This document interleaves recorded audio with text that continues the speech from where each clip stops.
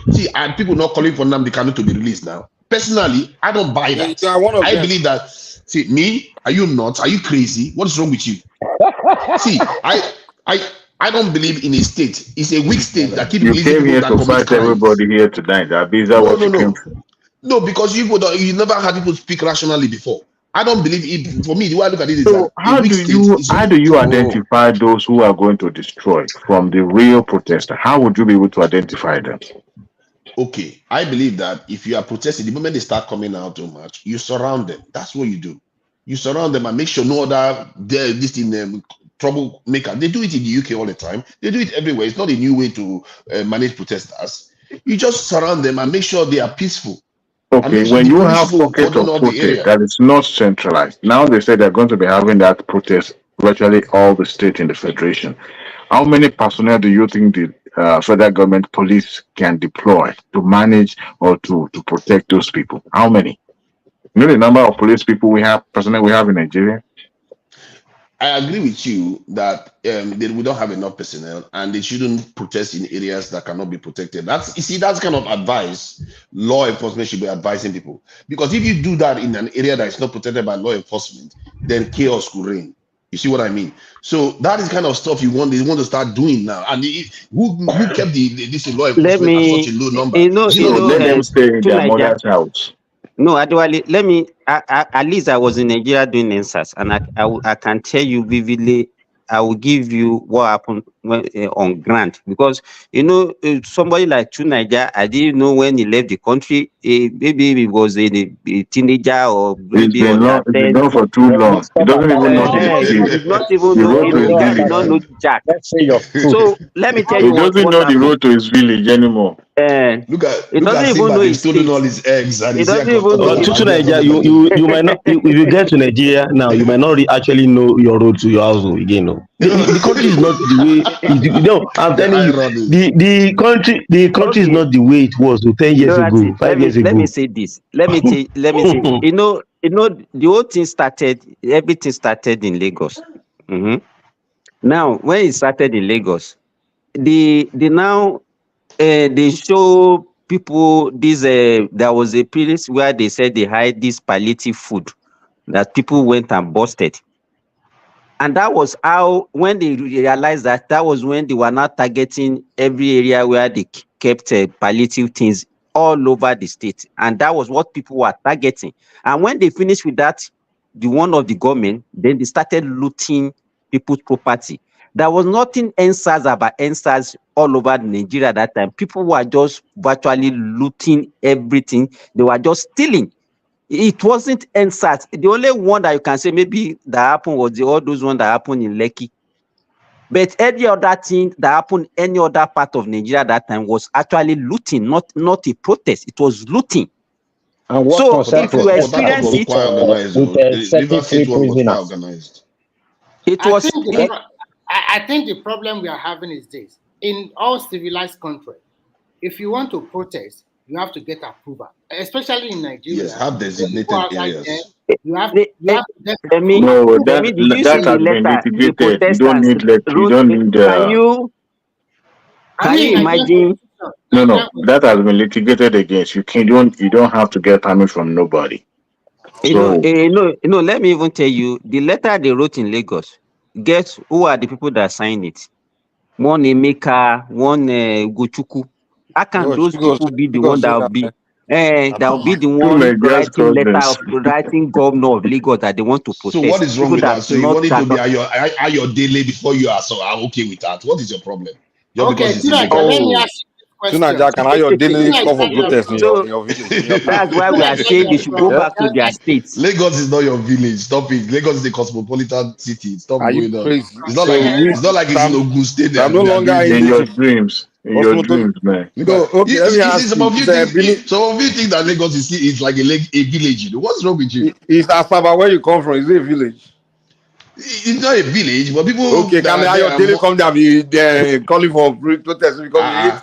Yeah, answer. Ayodele is a minister in this what's his name? Soludo State right now. What are you talking about? You are a liar, You man. see. Why Ayodele as a Oh, so minister? you don't know? You don't know that If he's a Soludo funded minister, so what? Who Southwestern cares? as Can into he his call? No, we are office. not asking for what I can mean.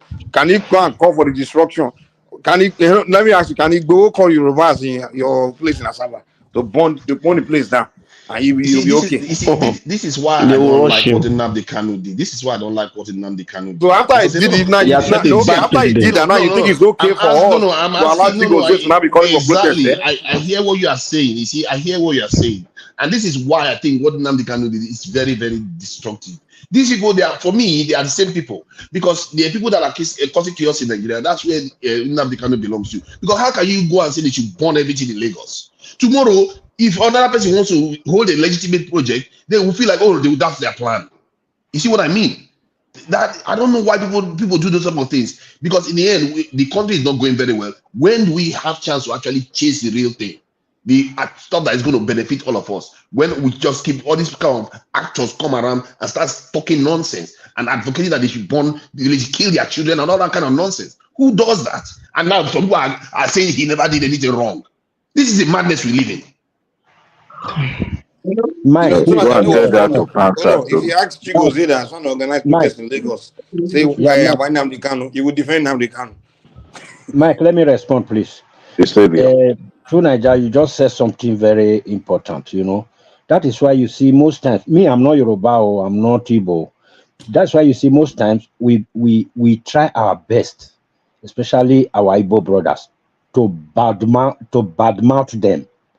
The reason we do that, not that we hate them or we just want to talk, we are doing that so that we provoke them to gain their senses, sit down and begin to correct all these things. But yet they won't. I know you are joking, you are just throwing your jokes, but there are some so serious about these things we are joking about. Oh, they are so serious about it, they don't want to leave it alone. And they are denting their image further.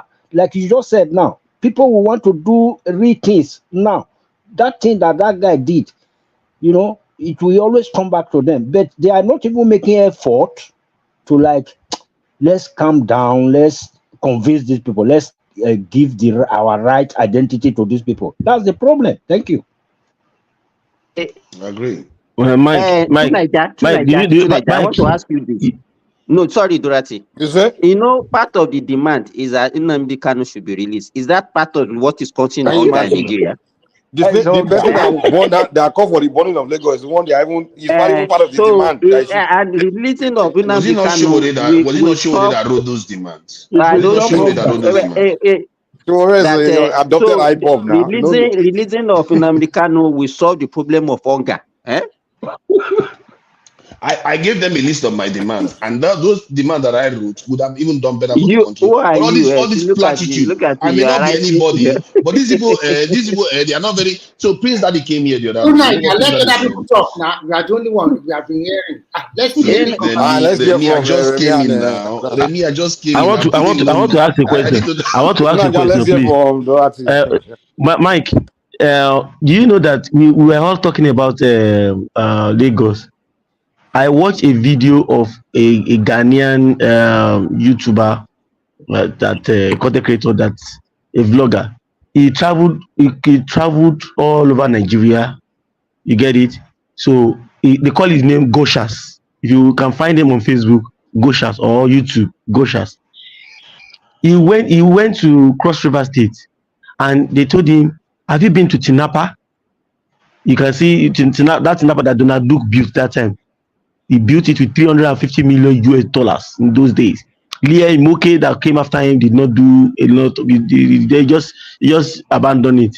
Then Ayade went to go and construct CICC, I think Cross River Calabar International Conference Center. Now, do you know that during that exercise they destroyed that Calabar International Conference Center? That Calabar International Conference Center normally hosts Miss Africa. I saw the answers because that guy, when he was in Cross River State, I'm just talking about 2 months ago, people were saying, "Have you been to Tinapa?" So they took him there with his camera, everything.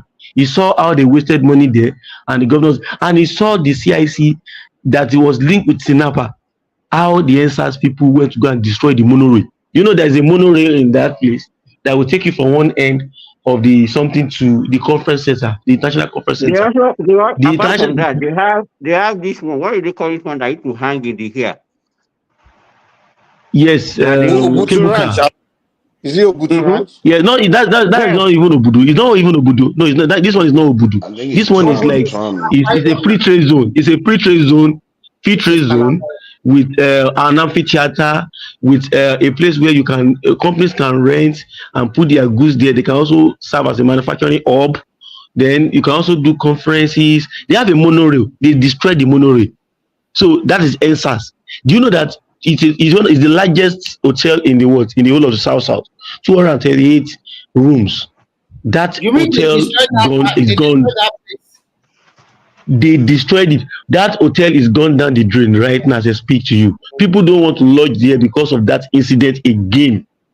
And the management is just there. They are not managing it well. That place is deserted. This is a place where Donald Duke spent 350 million US dollars on Tinapa. Ayade spent a big money also on the monorail and the CICC with the hotel and everything. In fact, you will cry. A Ghanaian was almost crying for us, like, that even in Ghana we did not have this kind of thing. And this is NSAS also for you.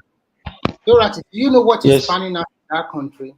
I discovered that an average Nigerian, most Nigerians, I'm sorry to say it, it's either that our literacy level is increasing, and most average Nigerians under the age of 35, I'm sorry, in Nigeria, maybe they don't think very well. People are so gullible.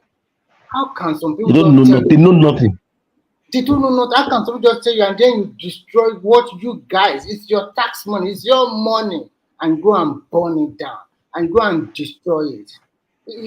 How can you go on a protest in the anticipation of go and destroy things that make life easier for you? And you are the same set of people that will come around and tell us that, look at America, look at Dubai, look at everything is shining. Look at this. People in Dubai, in every of this country, they are destroying their own infrastructure like that. Let me tell you the truth. In China, before they build their infrastructure, people there is no protest. So you cannot go out and protest. You know, in China, it's illegal to protest. God, better call up protest. Everyone support the president or the dad or Joe Maria. If they do not do like that, their country will not be as good like that. They don't even give you room for any dissident. If you're a dissident, you are gone. And that is why they are able to do whatever they want to do. In China, if they want to build a bridge, they will say, this bridge will be constructed under 1 month, and they will finish it. They will do it in their factory, and they will bring it to the place and couple it together. If that place is a residential area, they will demolish everything. Probably they give you another house or give you money. But if they want to do something, they have to do it. Government said this, everybody follow. Everybody, nobody have a. You cannot say, okay, we don't want it. This is our right. This is we are going to report. Report to who? Report to America. That is the end of it. Even when we are registering with a platform like WhatsApp, like WeChat, we have to use our international passport to register. Once you use you capture the photo page of your international passport and your resident permit. You put everything there. And anything you write, they are monitoring you. If you write something stupid, before you know, police will knock on your door. Before you even turn a hand, everywhere there's AI camera all over. Remy, people like to Niger that doesn't even know what is happening in Nigeria. The little work, we are saying that Nigeria don't, because Nigerians are crying for food because they don't have work to do. Majority are not working. Yeah. I remember after the NSAS, most of the ShopRite in Nigeria were destroyed, were looted. The one in Loni employed more than 1,000 youths, and that ShopRite was closed for over 6 months. So those ones now, what will become of them? We are telling you that this thing, nobody is against it, but we are afraid of the consequence of what can happen. The little thing that we have, want to destroy it with this. We know the antecedent, we know what usually happens in Africa. And then if people insist that the thing should go ahead. I know prosperity will judge you people if that country get burnt down. Simba, you see that new rail that Sanwo-Olu just built that we are looking at, saying everybody's even talking like, man, this is just like new train station with a new rail train. It just bought. I mean, this thing costs billions. I mean, they will go and they will target it, especially those IPOB people. They will go and the way those people are envious of. They hate Sanwo-Olu now. They hate Tinubu. They believe. Most Nigerians, they are hypocrites. See them, they will take their phone and camera. They will go on to get on the train. They will start doing it in their blog, showing it around, showing off. Those in Abuja, they are getting free ride for 6 months. They are not paying you. Nobody complain. So, let me hold I on. want to conclude this way. Somebody close to me recently graduated from the university, and he was telling me, I'm tired of staying at home. I said, look for a job. He said, how can I look for a job? I don't know anybody. Go and check from the newspaper. She continued to check, and at the end of the day, within 1 month, she got a job in the same Nigeria. They are lazy. They are lazy.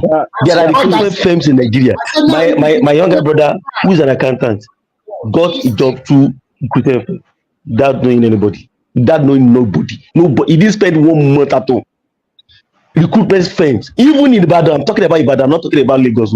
I'm not even talking about Lagos. The same thing I'm talking about is Ibadan. The person got a job within 2 or 3 weeks of applying. He got a job, even though he more interview. It's 3 interview and then those days when he graduated.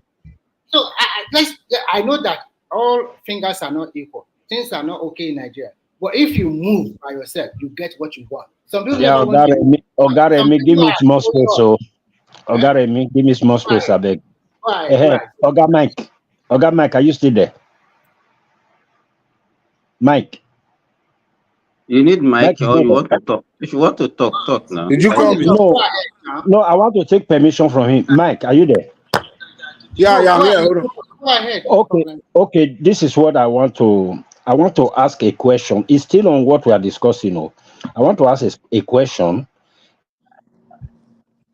That question. Then I will tell you the reason I put that question across. Now, this is the question. If the common man in Nigeria go to protest in the federal level compared to the governors going to the federal to protest, which one do we think will carry more weight? Is the common man protesting at governor level, guy?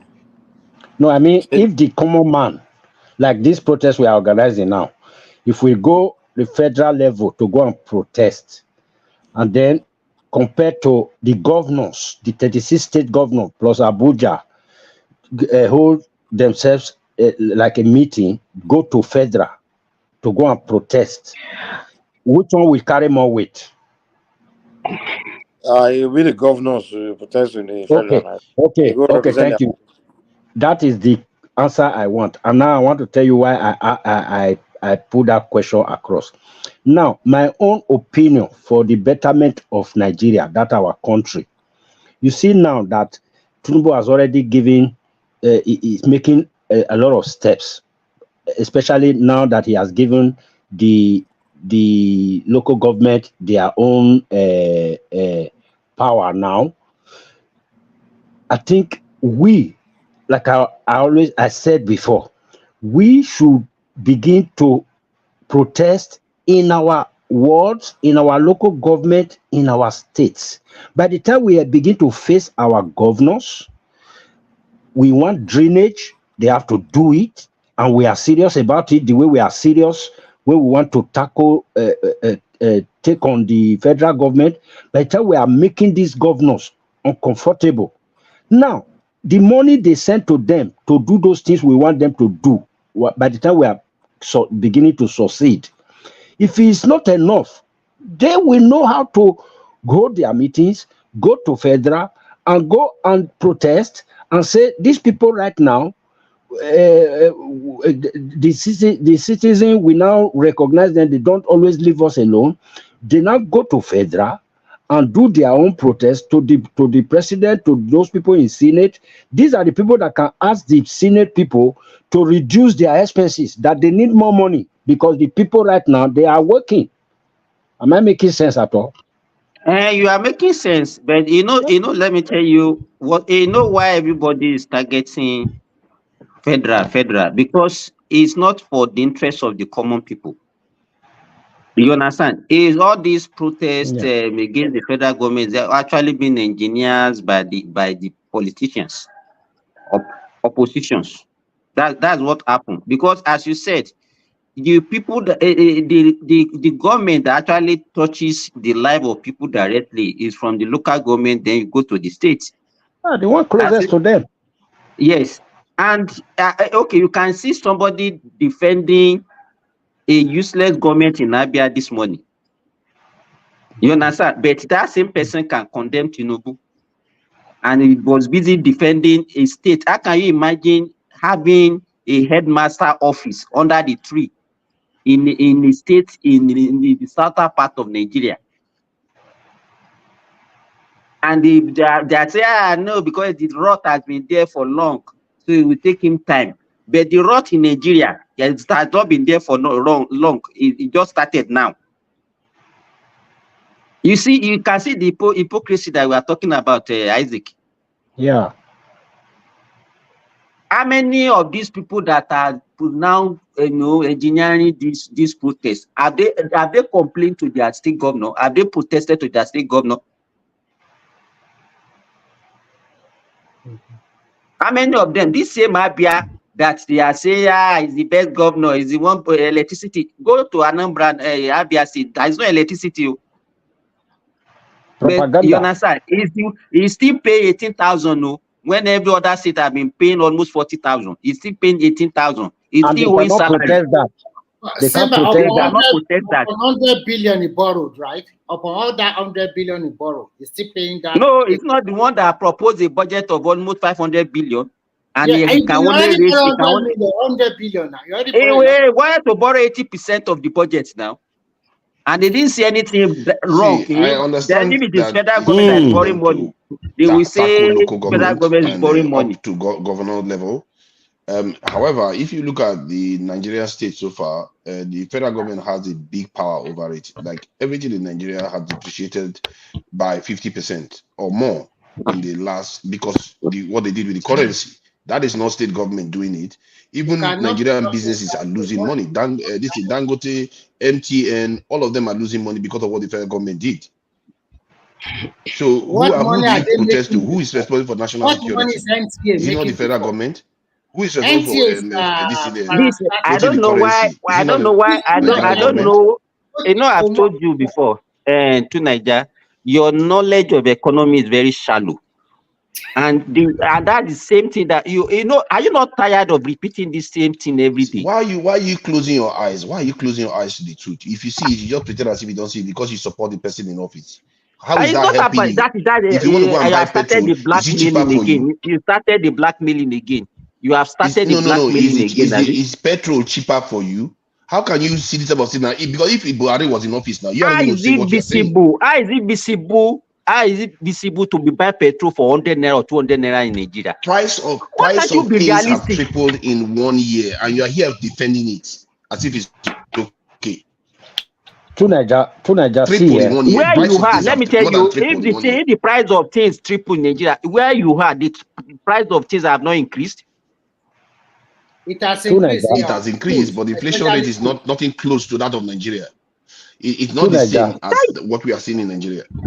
But to Nigeria, don't you think price control in this part of the world is a serious case? Now, one of the problems that I have with us is this. Look at it. Yesterday, I saw one Islamic market in Iwo. I know Iwo very well, so I've worked there before. So Iwo, they were able to correct the price. Right now, Gari that they are selling 1,400 in other places. In that market, you were able to sell it for 900 naira. Rice 26. They are able to control things. In Ife, the Oni of Ife was able to tell them that there's no association again. Nobody should have any association. You buy things from the farmer, you add little to it, and you sell. You see, our middlemen, I'm talking as somebody that is an expert in the agriculture sector. The middlemen are the ones that are destroying our country. And when the government also wants to come in, or let's say the government is not also doing enough, or when the government wants to come in, because one of the tenets of democracy is free market economy. That is, there's a limit to which you can actually kind of control prices. But the people that sold democracy to us, they still find a way to regulate prices. Even some people were saying here, windfall taxes that the government wants to impose on those banks that got money from excess forex that they got, the money they got from forex due to devaluation. The government is saying they want to tax part of it. Do you know that somebody was arguing with me He said they've been using this in the UK, US, other countries. Biden threatened the oil companies in the United States that was going to put windfall tax on them if they don't bring down the price of gasoline, because he knew they were getting more money because of the Ukraine war, and the people are suffering. But when you want to do that nonsense, that thing in Nigeria, the Igbos will say, oh, you know, Yorubas will say, no, it's affecting my business. They will bring in ethnic coloration to it across board, whether Yoruba, Hausa, or Igbo. Everybody will say, no, the government cannot control my price. They don't know where I bought my thing. They don't know when I bought my chicken. They don't know when I bought my this. I think we are so devilish religious, but devilish in our mindset. Dorothy, please answer see, this. let me just ask him one question. Let me ask sorry, him, Dorothy, now. You can ask and I ask. No, I will ask Dorothy immediately. Dorothy, can you tell the people how come a basket of tomato, which is 120,000 naira, 2 months ago crashed to 36,000 or below 30,000 naira now? Why? What happened? It is just sheer greed. There's nothing. Listen, the University of Agriculture Abeokuta, decided, was one of those, they decided to crash. They planted about 2 hectares of tomatoes. So they begin to sell it to the people in Abeokuta, all around, and people that can also help. So that thing also help. If other guys are also doing that, that thing is sheer wickedness. The Nigerians are opportunists, and the same thing we do everywhere we are. Everywhere we are, we have that mindset to be opportunistic at every small thing like this. We get money from our fellow citizens' problem. Let me ask so that we can get to so I can understand what is going on. Because he said something about the middlemen causing the problem. So what is it they are actually doing to cause this problem? Let me tell you. Let me give you an example. I might be spoiling market for some people. See, when there was no issue in Nigeria, in the last 5 years ago or so, do you know that to buy many of these food material that you normally see, do you know that it's very cheap at the hinterland, from the farmers themselves? The farmers in Nigeria are not actually getting much in terms of the effort that they're putting into producing these foods. Many of the problem that we have is with this. They will buy it cheap. I can buy. Let me give you an example. I can buy what do you call it? A dozen of plantain at the rate of 2, 3, 4, 5,000. A dozen. When I say dozen of a tree, I mean that bunch, 14, 12 bunches for that price. Yeah. By the time I will take it to Ibadan or take it to Lagos, I will be selling one for 2,000 naira, 4,000, 3,000, 4,000 naira. And when you calculate it, how much did I use? These guys can get up to 400%. And you know one thing, one evil word that have destroyed our country and have destroyed our fellow citizens is business. We say it's business. It's business. And somebody will say, hey, he's smart. This same smartness is what is killing us. So they buy things at a cheap rate, and they will take it down to another place, go and sell it like 500%, 400%.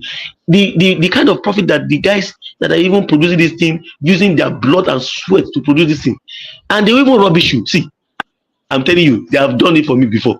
So I'm talking from experience.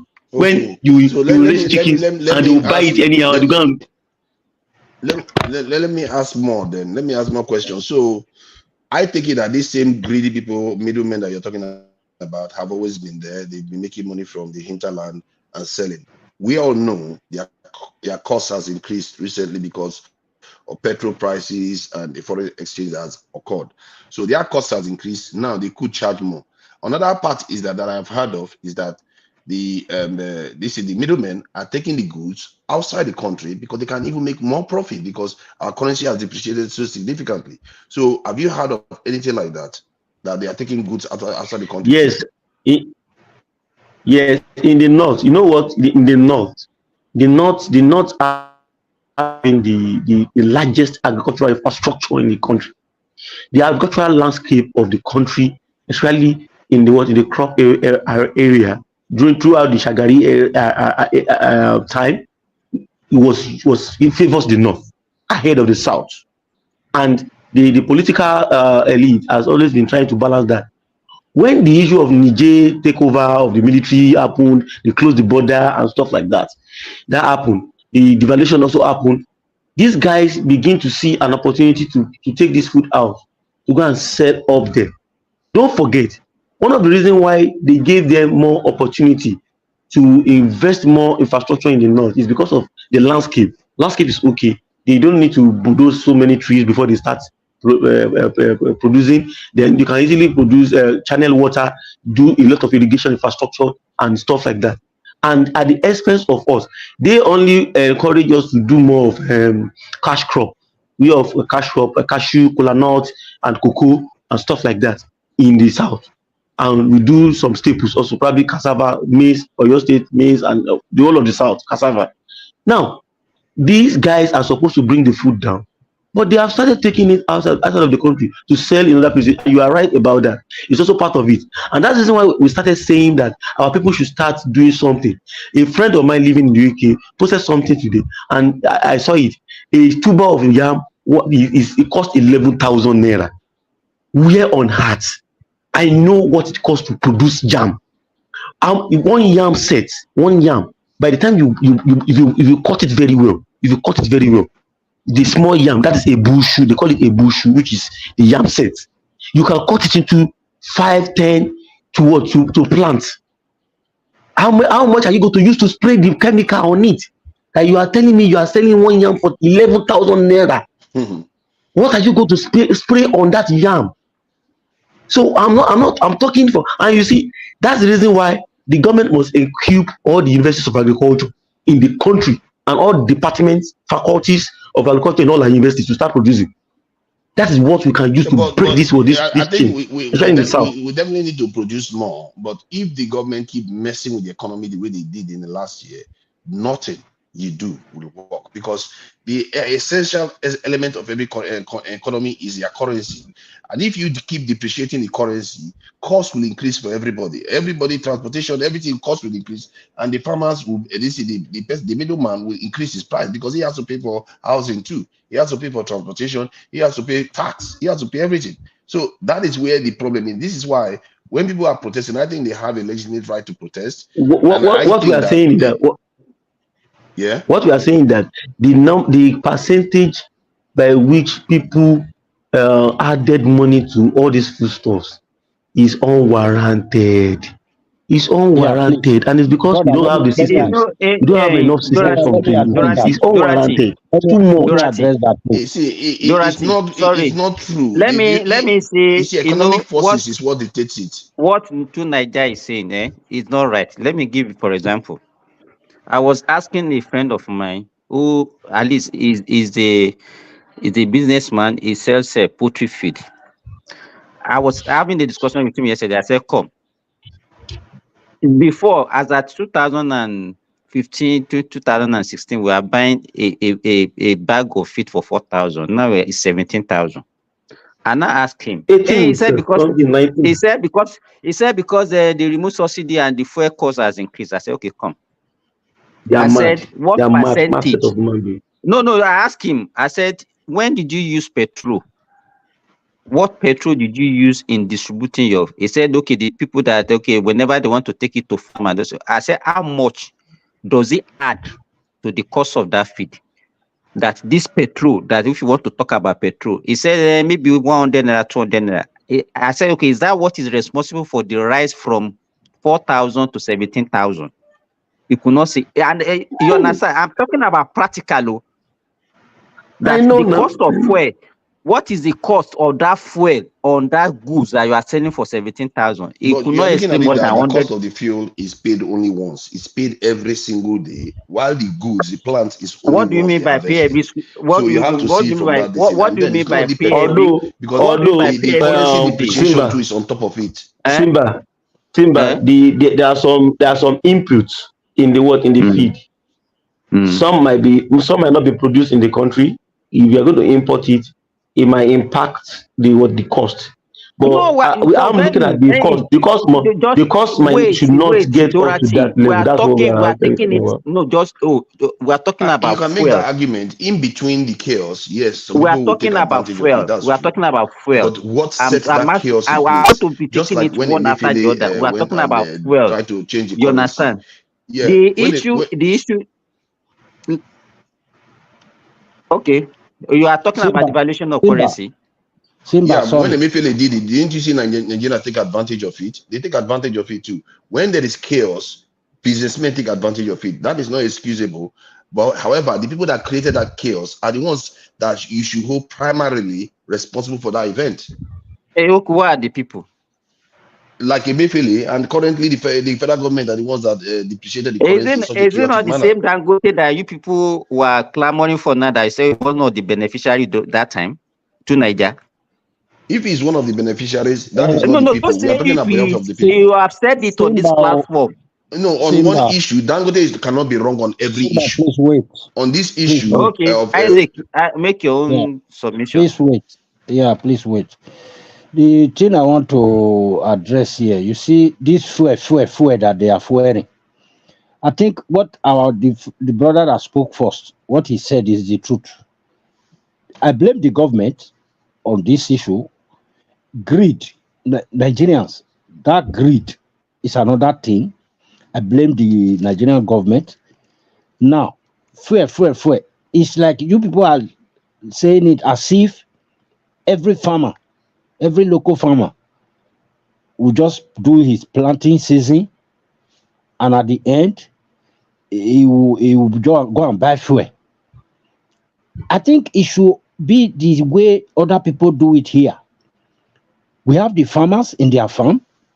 They don't even buy fuel because there are other transporters that come to carry those goods, buy those goods. If the government cannot organize such a thing, the farmer has nothing to do with Isaac. Let me tell you, Nigerians, we just like when there is a problem, we will not look at the root cause of the problem. We will just be treating the symptoms of the problem. Fuel does not add much to the cost of goods and services in Nigeria. Yeah, you understand? It does not add to it. Let me tell you, yesterday when I was explaining, especially you are here, you listen to me. The input, you understand? Yeah, the input, I told you, I wanted to plant a maize in 2019, and I bought just a 15 kilogram of maize for planting for 35,000 naira as at then, 35K. You understand? I planted 2 acres of maize. You understand? And as at then, I spent close to 500K. You understand? Sorry, Simba. You see what you just explained now, eh?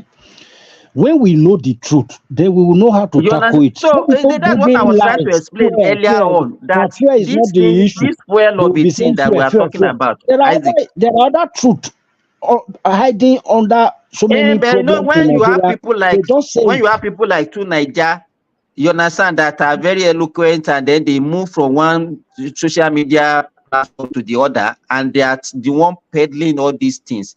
That was why I said I gave you a practical example. I always like to be practical. That okay, you are talking about transportation. At what point do you use petrol? You understand? There are so many farmers, they don't even transport their goods. So right there, people come and buy there, they don't buy fuel. Let me tell you. Before, we used to carry a bag for 50 naira. Now they are taking 100 naira. So that is just an additional 50 naira to the cost. Would that one increase the cost beyond the reach of anybody? From 20,000 to 80,000. You understand? Before, we used to transport one bed, maybe either from Ibadan to Ilorin, for like, let's say 50 naira per bed. Now it's 100 naira. If it is that additional 50 naira, would that one add to the cost of production astronomically? No. The answer is no. But And our brother, the other issues, we are not. Silva, sorry, Silva. Our brother that is there, you are also one of the problem of our country. Oh. How can you go and buy 12 seed of plantain and then you come to town and come and buy and sell it for thousand? Please, so you people. No, that's what I'm saying. I'm telling you what they normally do. No, I'm not into that business. So wait. Let me tell you. Into that business. I'm just telling you what they do. I know what the middlemen Isaac. do. I know what Dorothy is speaking about. Dorothy, what you are saying is about middlemen. It's about the middlemen. Okay, let me tell you now. A kilo of meat, let's say chicken in Nigeria now, from farm is about 2,500 per kilogram. You understand? Do you know how much the middlemen are selling it? If you go to Lagos now, it's about 4,200. 4,000. That's what I hear. It's about 4,200. No, look at the gap. 2,500 to 4,200. They didn't produce anything. They didn't produce anything. What did they add to it? You understand? A kilo. In fact, the farmers are selling at a loss. Let me tell you, the farmers are selling at a loss. And meanwhile, the middlemen are making big money. That's how it is. That's how they normally do it. And that's why anybody that is doing anything now in Nigeria, you have to sell it directly to break their chains. And they also have a kaba, even in Maitu, which is the largest food market in Nigeria. Lagos Maitu, they will forfeit you to bring in any product into that place. So Simba, why will I go and suffer myself and do the farming when I can just buy from you and go and inflate the price and be a billionaire? Exactly. That is what is happening, Isaac. That's what is happening. Farmers are crying. Meanwhile, the middlemen are making and they are smiling to the bank. Yeah. You understand?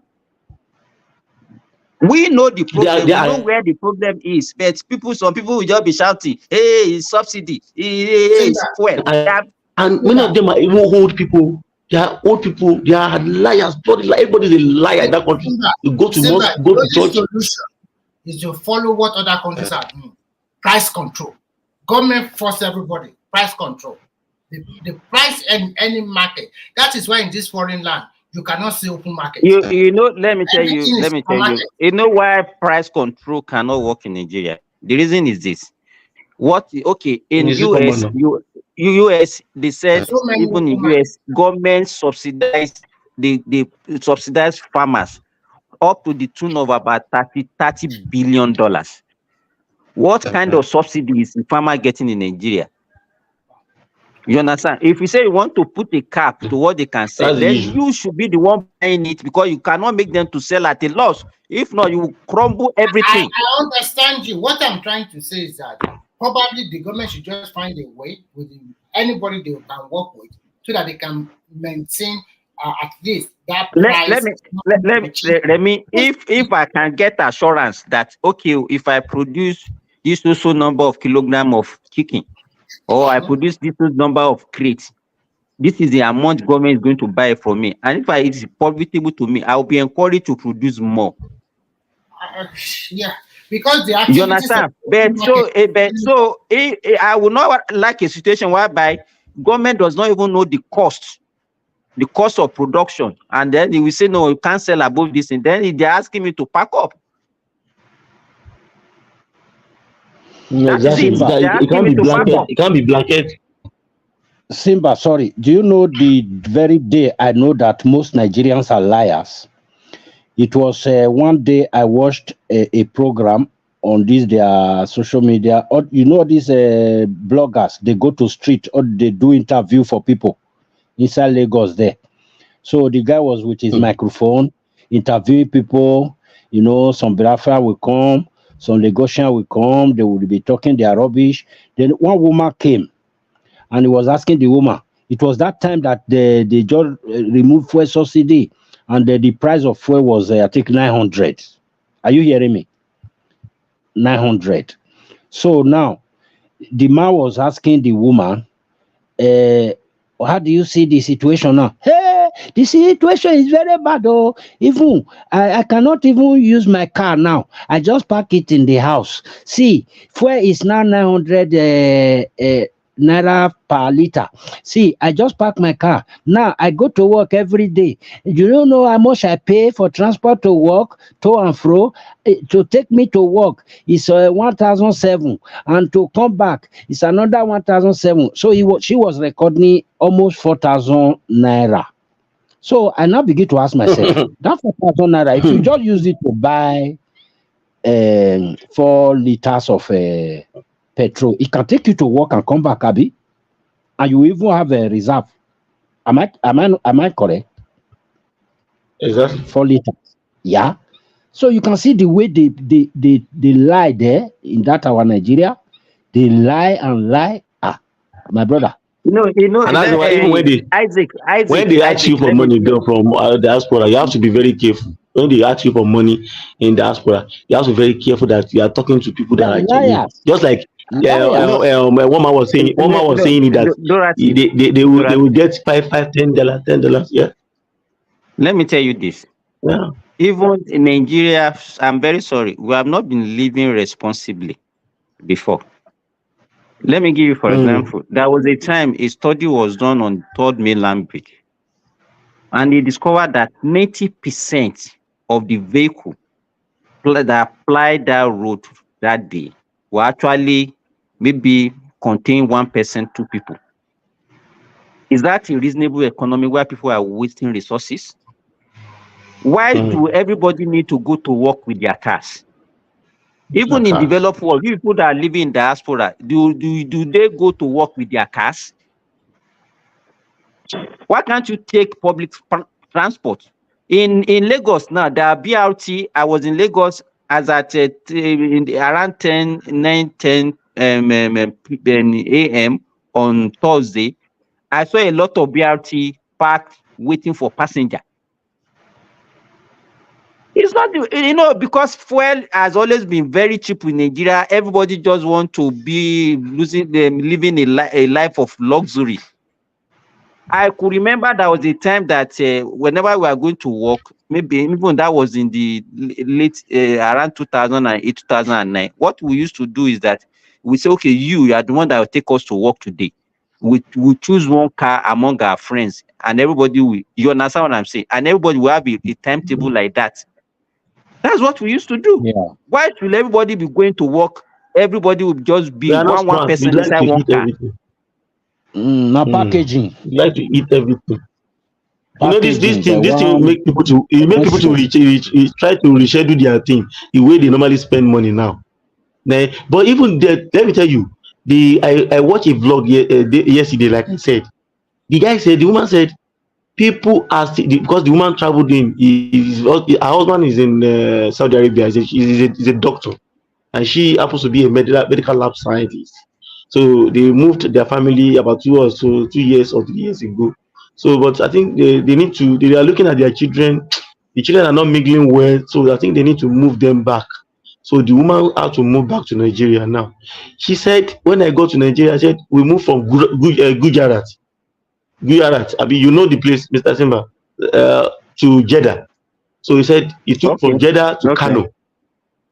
Kano. Yeah. And she's based in Port Harcourt. She moved from Port Harcourt from Kano to Lagos. So she now took airpiece again from Lagos to Port Harcourt. So she had 4 or 5 flights, like 4 flights. So she said, when she landed in Kano, that she saw Nigerians still living. They are traveling now. They are coming back. He said, see that even this country has even improved in terms of infrastructure. And it was like everything is now much more organized. Fine. He said the price of things might be a bit on the high side and stuff like that. So our people are still living like this largest life. But he now said something. He said the cars have now reduced a bit on the road. Cars have now reduced a bit on the road, because before you can just be carrying your car, be routing everywhere, be looking after people that do not even know where you are. Well, now you have to use your common sense before you go and waste your gasoline, before you go and waste it to do nonsense. In other countries, even where I am here, people don't just carry their car and be routing and be moving from one place anyhow. It's only in Nigeria that we just carry our car, we just be routing everywhere because we are buying free fuel. We are just buying free fuel up and down. Because the equivalent of the amount we are buying fuel here, fine, you don't produce fuel. It's about $1.4. It's $1.4. So, and it's like that all over almost all over the countries, all up and down. If you calculate it, you see almost $1, $1 point something dollars and stuff. So people don't just use resources anyhow. Or over here, yeah, I mean in Nigeria, everybody will just be doing anyhow. Now that they now have to recalibrate their spending, now they're now shouting and saying no. Everybody go if you are hungry, if you are hungry, go and farm. Do some small farming. You cannot be buying irukere ewedu. That is one small bouquet type of for 200, 500 naira where you can do it at your backyard. Just yesterday, I have a place where I planted cassava. We have already harvested the cassava. In fact, my wife harvested it before I even came back home. And we use it in making gari. That's what we are eating. Even the gari that we made now, I can't finish in the next 1 year. Just yesterday, I called some guys to come and recultivate the land now. Presently, I'm going to put maize and plant vegetables and even tomato. And after that, I'm going to put another cassava there. You understand? Before we finish this one. I understudy Simba. Simba, you need to teach me a lot of things. It is I'm backward. So before we finish this one, you see the cassava under 8 months, 9 months, the thing will be before I finish it, another one will be ready for me to harvest. So anybody can cry of hunger. Me, inshallah, I will not be hungry because I will work hard to provide the food for my family. At least we've seen cannot. I should ask you, Dr. Simba, how much do you spend on this farm? Hey, Simba, let me ask this question, sir. On this farm? Before yes, at least we've seen one Nigerian that is not hungry. Simba. That was how I grew up. The gari that we will eat throughout the year, everything that we eat throughout the year, my father already provided it. What do you want to ask, Mike? Yeah, so before the British came and created Nigeria, created this government system and all this economic system that how were people living? Did they used to go and cry to one government somewhere about being hungry and stuff? Or everybody, how were people surviving before the British came to create the country, this new system, what order that we all follow now, where we all looking for jobs? They fed for themselves, man. Mike, human being can easily be conditioned. You understand what I'm saying? Okay, it's like you are asking the question about, okay, how have we been surviving? How were we surviving before the advent of mobile phone? We never thought if you go out now without your phone, the way you feel as if maybe half of your body is not with you. You understand that you are not complete without your phone. But before we enjoy our life, we don't even intend to call anybody. You don't feel like missing anything. But when you have been conditioned that okay, this is the way you'll be living your life now, and you are already used to it. So that is what happened. We have been conditioned that way. And it's creating a very big problem for Nigeria. We don't create anything. We want to have everything. Exactly. That's how it is. Like, it's a sad thing because we don't create, we don't produce, we don't create. Well, most of the things life wants to live, things we want to consume, is made from somewhere else. Yeah, we don't even produce any of the what to have them. If you see yesterday that graduation I went for, just a secondary school. I cannot even remember whether I even did graduation when I finished secondary school. But if you see the amount of food that people brought to that, you understand? For that ceremony, in fact. They were, in fact, I saw some people, they were now doing it like a takeaway package. Some people went away with like 10 packs. But now big machine now. You understand? Now big machine now. You Simba now they talk so. You are wrong, Isaac. Even middle class or lower class is the same. They Let also me do the tell same. you, there's no class in Nigeria again, no. Let me tell you, that's what everybody is shouting, no. You know, let me tell you, when we were in primary school, you will never see a primary school teacher that will be dreaming of buying a car. Am I right or wrong, Isaac? You are very Those days, they were they know where they belong. The only thing they will aspire to buy is probably buy a Suzuki or a Yamaha motorcycle. And the headmaster, you see them with probably a Volkswagen or a white super. But now you see everybody want to live equally. There's no You know what they there's no call white class super? again. Do you know The white same super? food. Yes, I know now. I know. You understand? The same food that the rich are eating is the same food that the poor are eating. We are making a joke earlier on. Those days, if you want to eat rice, you dare ask for meat. If you want to eat yam, you dare ask for egg. It's either you eat the yam with ororo, which is a vegetable, or you eat it with palm oil. And then you put some salt, I mean, little salt on And the roll. I put salt on. Yes, you put salt to eat. You understand? But now, if you have that kind of situation now, Isaac, you can. In fact, the whole country will collapse.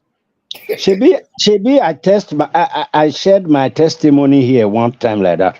When I was young, actually, when our mother give us food, he will give everybody their soup. Then my elder brother, he will put one head of fish in his soup because he is going to share it for all of us. Those days, I will always beg him, please, it's the eye that I need. The eye. Because I like the eye. So when he's sharing it, he will put that eye on one side. So everybody will not choose Isaac, senior why by are senior. we crying? Or why are we But crying now, that time of let me hunger? tell you Why are what we is happening crying? now. Let me tell you what is happening now. You know, we shuffle here, we shuffle Nigeria and all that, shuffle here and there. My family mostly they come, but they're mostly based in Abuja. So now I was in the sitting room the other day. They are grown up now. When they were growing up, which is what I'm saying now. When they were growing up, the mother will call them. They are just two, a girl and a boy, like 11, 10 that time. They are grown up now. So he will call them Divine, Prudence. What are you going to eat? She don't cook. She will never cook to like tell them to come and eat. They will, because they are not going to eat, except she will first ask them, what are you going to eat? Do you know, I was sitting down one day, she asked them, she said, what are you guys going to eat for this evening? Do you know what they said? They both went inside the room, they went and had their meeting, and they came back and they told my wife, today we are going to eat out.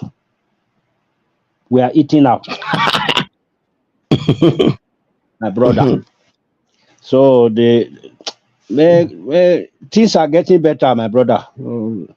Everywhere. These people, I don't know why they just hate Nigeria like that. I know it's one part of this our country that really spoiled that our country for us. With propaganda, I know things are hard. I know things are not really.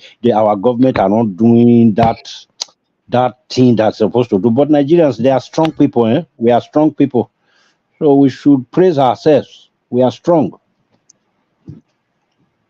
Not just every time, bam, bam, bam, bam, bam, bam, bam. Well, it's just all negativity they want to preach. If all of us work on certain things. The issue is this: nobody is saying that we cannot be better. You understand? But like this Yoruba adage, if you are crying, you can still see. You understand? It's not we know that we can make our leaders to be more responsible. But not in a manner that the little things that we still have functioning, then we are now going to destroy everything. That's what we are saying. That this is the reason why we are against what they wanted to do now. We don't want the little things that we have. You can't be destroying what you have. The little that you have that is still functioning, And you be also, so where you destroy everything, then where will you go to call your country? Now look at Sudan. This is the way the Sudanese started. They said they don't want their government again. They blah blah blah blah blah. Look at how the whole things snowball into what they have now. You know, you can only know the beginning of any protest or riot. You can never know the end. Propaganda. They use propaganda to drag the Northerners into this protest. That the Northerners are also. Who told you? Northerners, they don't even know what is happening. Those people there, they don't even know what is happening here. No matter what happens, the Northerners will see it. Yeah. But you know what? The one thing about us is this: we want to call out the government alone. Nobody is saying that we are blaming the citizens alone. But you know, we all know what's happening. We have to blame the government for what they are, because like for some, I watched a video on the social media one day. That lady was talking about Germany. She was talking about Germany. She said in Germany, when you throw a small paper on the ground in places, the person that will look at you, a German or any other person that is walking around, the way they will give you a bad look, you yourself will know that what you are doing is wrong. That what is it? What kind of person are you that you are throwing something on the ground? Did you see anybody throwing something on the ground like that? You get it? And if there's any issue around you, they will quickly call the police. But in our own case, we don't want to touch ourselves, and that's the reason we do self-preservation. No, it is the government alone. No, but people begin to say that, is it that our government came out from the heavens? They are part of us, and of course, leadership starts from at every point, from the community, even to governance. Leaders within the religious sect, within the community, within the family, we are even all leaders. But if you are not accountable, how can you then be holding God leaders alone?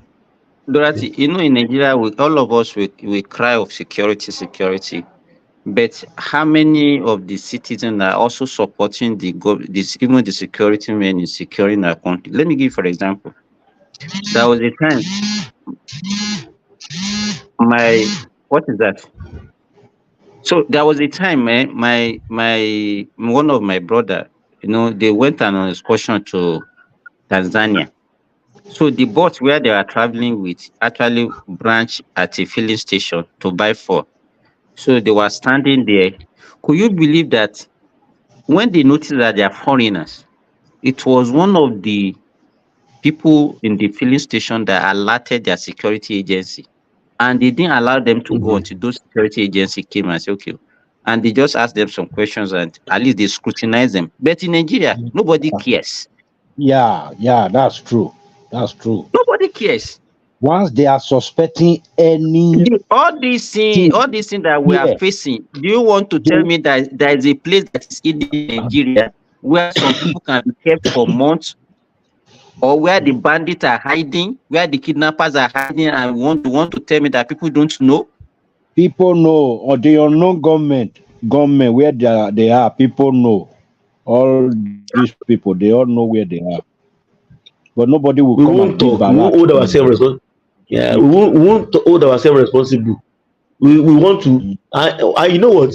Somebody was saying in the comment that that Germany is a centralized state. You see, the problem that you guys have is this: when we are, for the fact that we are living in other countries of the world, the work that these guys put into developing their country, we are not ready to put it in our own country.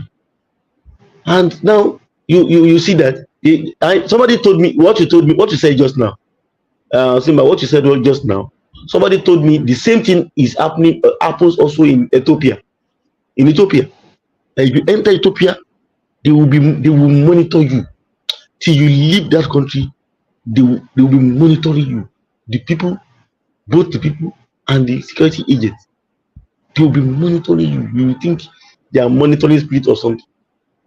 So we ourselves, we have self-hate for ourselves. We have self-hate for the country. So and we now want something to let me give an example. There was this lady, this lady has an online platform. She lives in America. Every of our content is about that you people that are living in Nigeria. You people that are living in Nigeria. Can your government say they have this? Can your government say that? At least I speak to my friend. Can your government add this? Now there was a day I tackled her. I said, I normally see your words. I don't normally listen to your stuff, but I think once in a while I listen. You normally talk about this. Do you know that Nigeria has an electric train? He said, no, he was arguing. Later she succumbed. I now know what happened. I now sent her a video. Or I said, your fellow brother from the southeast is right now in the blue line, using that line, that real line. And I sent it to her. After some time, do you know what happened? I later saw her use that same video, downloaded the video, and posted it on her Facebook page. Now I said, look at what I did there. What have I done? By talking to her, making her to see that things are not the way it is. What you are seeing is you can project positive also. We know negative news trend faster, and it gives better something than good news. But sometimes don't make it negative. I have already influenced somebody. I told him this is your brother that came from the east, and I was even calling out the governors from the east. But the problem with most Nigerians is that they spread the bad news so fast that whenever good news come, they don't spread it. They even hide it. They want to, I don't know, push it down, like hide it from people. That's wickedness now. Exactly. That's wickedness. And everybody now that thing is still rub on everybody. Is still rub on all of us. Rub on everybody. You need to mix it. You know what? When good news come, you use it to mix the bad news. You balance it so that people will know that okay, this country there are good things also and there are bad things. That's all. Somebody left this place. The person is like a family, like a friend also, but not that close like that. My student and children normally attend. So she said, when we are going, we already pack money that they are going to collect money from us at the Nigerian airport. They will frustrate. They said they normally frustrate the hell out of people. When they enter Nigeria, they said they were embarrassed. She said, I was embarrassed. You see, that woman, she already came back from Nigeria since February, March. Do you know that the kind of freshness that this woman brought from Nigeria is still very much with her? I know what I'm talking about. She has been here for some time. The little time she spent, she said, it's like I should not come again. She spent about 3 or 4 months in Nigeria. I said at the point, I don't want to come again. She said, all these things are just lies. She said, they are just killing us. We said, we are in the east. Nothing happened to us. All these things are just lies. Fine, things are expensive.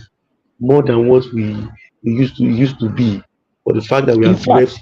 In fact, Nigeria weather is better for my skin because anytime I go there, once I come back, my skin look better. I don't know if because of the food, but when I stay here, I spend time here.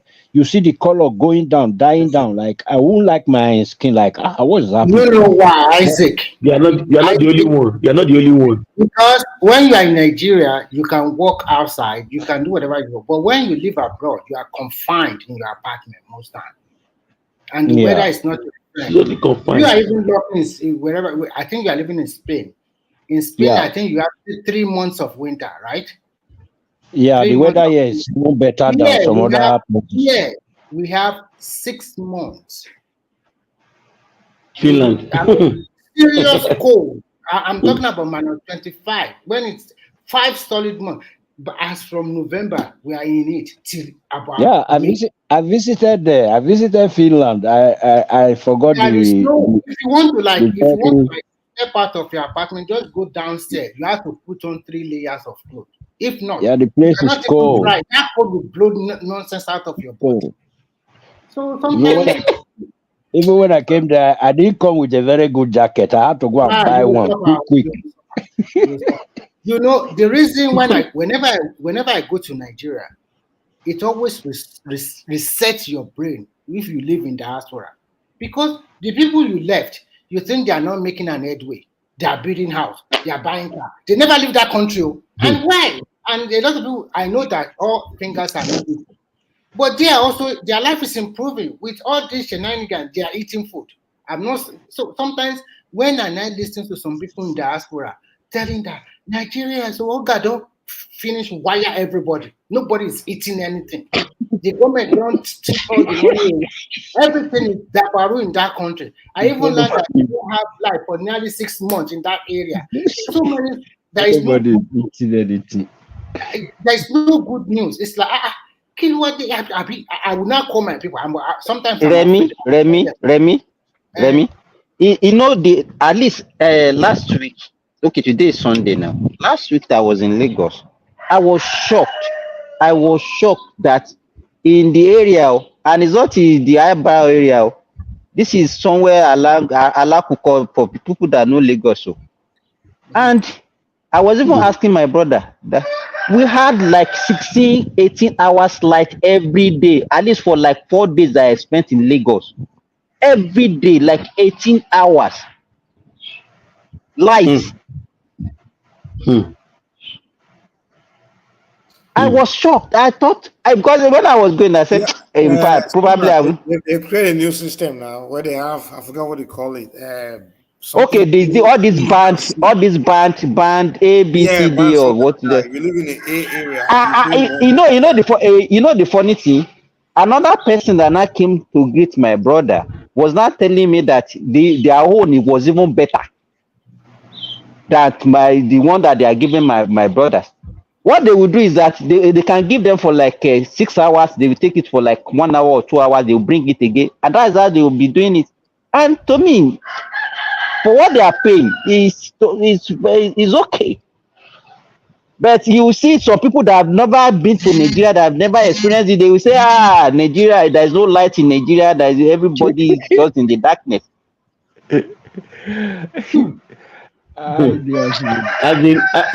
There's this person that works in my place of work.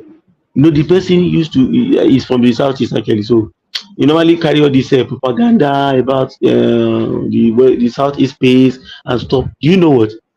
Since he came back 2 months ago, I have never seen him as calm as that and as happy as that in my entire working with him. I'm telling you, he said people are making money. He saw his friends that he left. He is nowhere near them. He said people have gone. No, so fine. Some people are suffering. Some people are having some issues with money. Yeah, brother. You see these people. Some of these people, if not that we like use them to populate one man's show. For me, I don't. They are negative energy, and I don't like it. But they have to be with us here, at least to populate one man's show. We need to know they are Nigerians, so everybody has his own opinion. But we just have to. We are just saying that we should balance it, so that you don't see the people are not struggling. You know, Nigerians are resilient people. Just like you look at Dr. Simba now. Dr. Simba already secured his life and the life of his family when it comes to food for the whole year. How many of us can boast of that here? I mean, when I say boast of that, I mean that doesn't mean that you cannot buy food though. I mean, you don't have money, you don't make enough money to buy food though. I'm not saying that. Many people have on this platform have money they can use to buy food for them. But I'm saying that somebody is not even using his own money to buy food again. He has already secured the food that is almost going to eat for the rest of the year. You just go to the farm, pluck it fresh, and eat. That's the kind of opportunity that they have, that we that are living in diaspora, before you can get a farm to a place to farm in the diaspora as a Nigerian immigrant or as a foreigner in a place, you will sweat now, but you will still go and buy the food, the nonsense Can't even farm during winter. refrigerated food. Snow, you can't farm during winter now. Yes, now everything will die. Everything will die.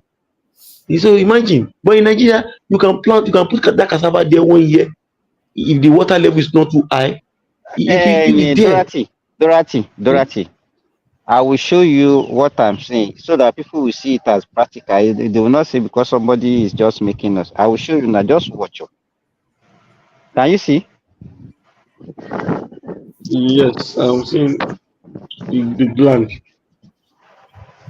Eh? Yes, I'm seeing the land. This is the land I just prepared yesterday, and this is where I want to plant the tomato, the vegetables, the maize, and the cassava. You see? Where will I get this land here? If I will get land, I must have had so many. This land is just you can see this fence. The fence that you are looking at, that is the fence of my house. This land is the one just beside my house. It's like you can see that. Look at land. Jesus. You want to build airport there? Super. You can imagine this is just a plot of land, though. But you know, my area is just like a.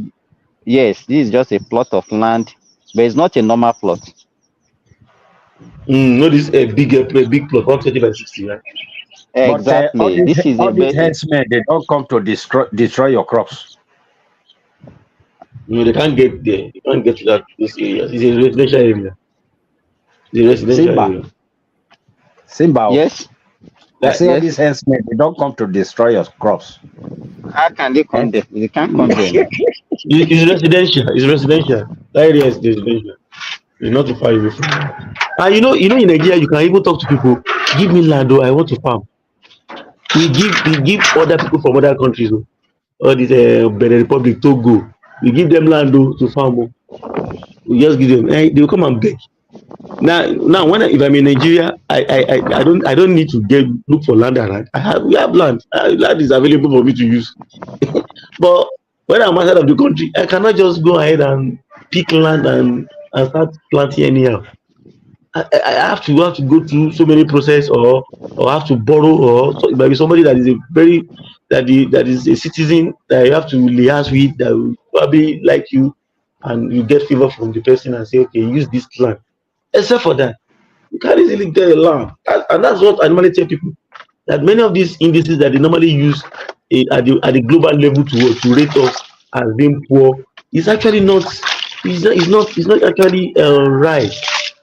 Because look at it, that is an asset, and there are some people that have as many as these acres of land that they collected from their forefathers. They're using it to farm, and they're living their life back home. Food is not their problem.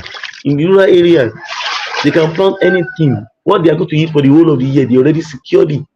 They'll just be planting the seeds, and they'll get fresh fruit. Except for, in fact, now, because of the increase in the inflation now, anybody that is planting all these tomatoes, all these things that somebody is talking about, you are even going to get money for yourself. Ordinary something now, before they used to put pepper and tomatoes 100 naira. Now they have increased everything, skyrocketed everything to 400, 500. So if you have just extra one basket of tomato, you carry it on your head alone, and you go to the market, you will come back with some amount of money from people that are living in the rural areas. They are cashing out one way or the other too. So it's not as terrible as people were thinking. So it just means that, is it that until everybody go to the supermarket that you say, oh, they are eating? No. In the Western world, everybody go to the supermarket to go and buy whatever you want to buy. Go buy groceries there and stuff, and you come back to your house.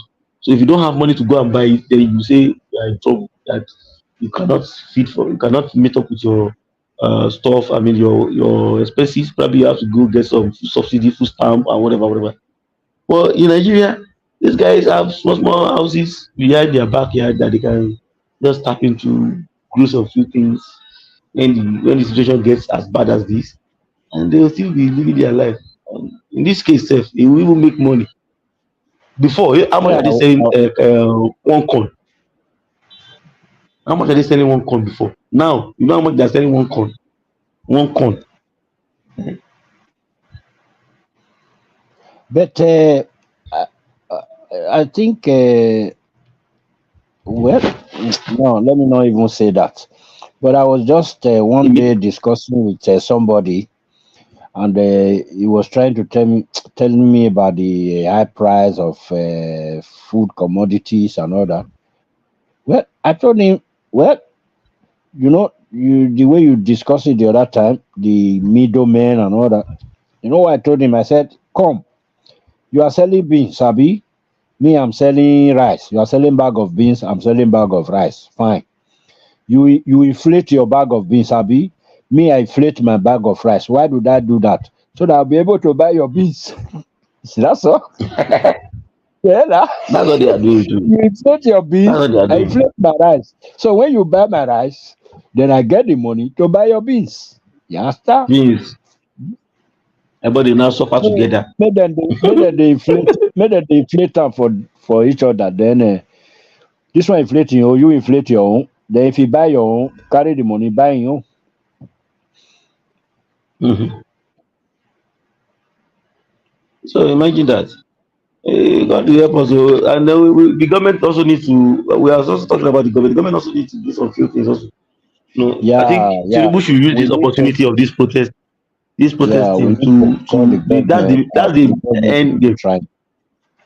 They are Yes, not trying. he need to use this opportunity to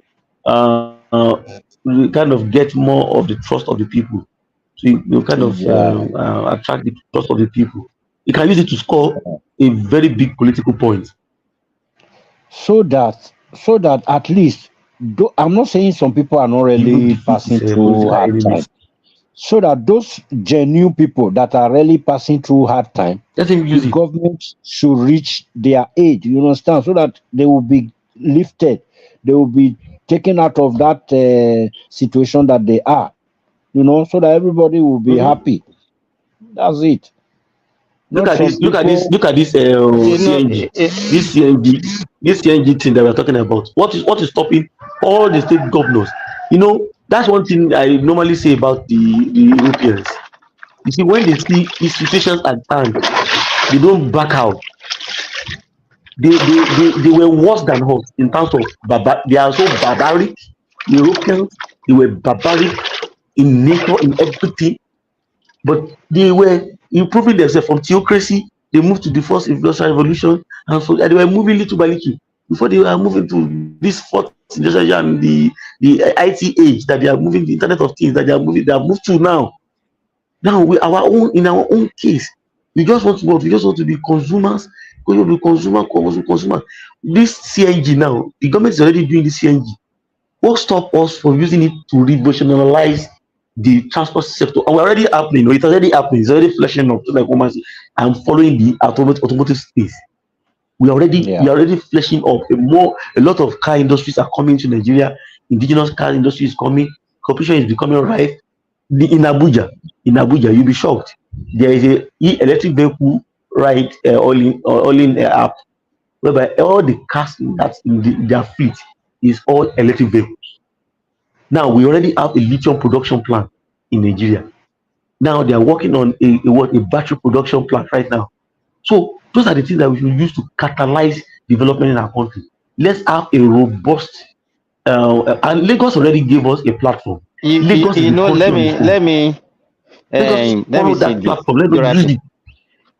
Dorothy, let me. I don't Yes, even yes. like the kind of knee-jerk response that Nigerian government used to give to situations.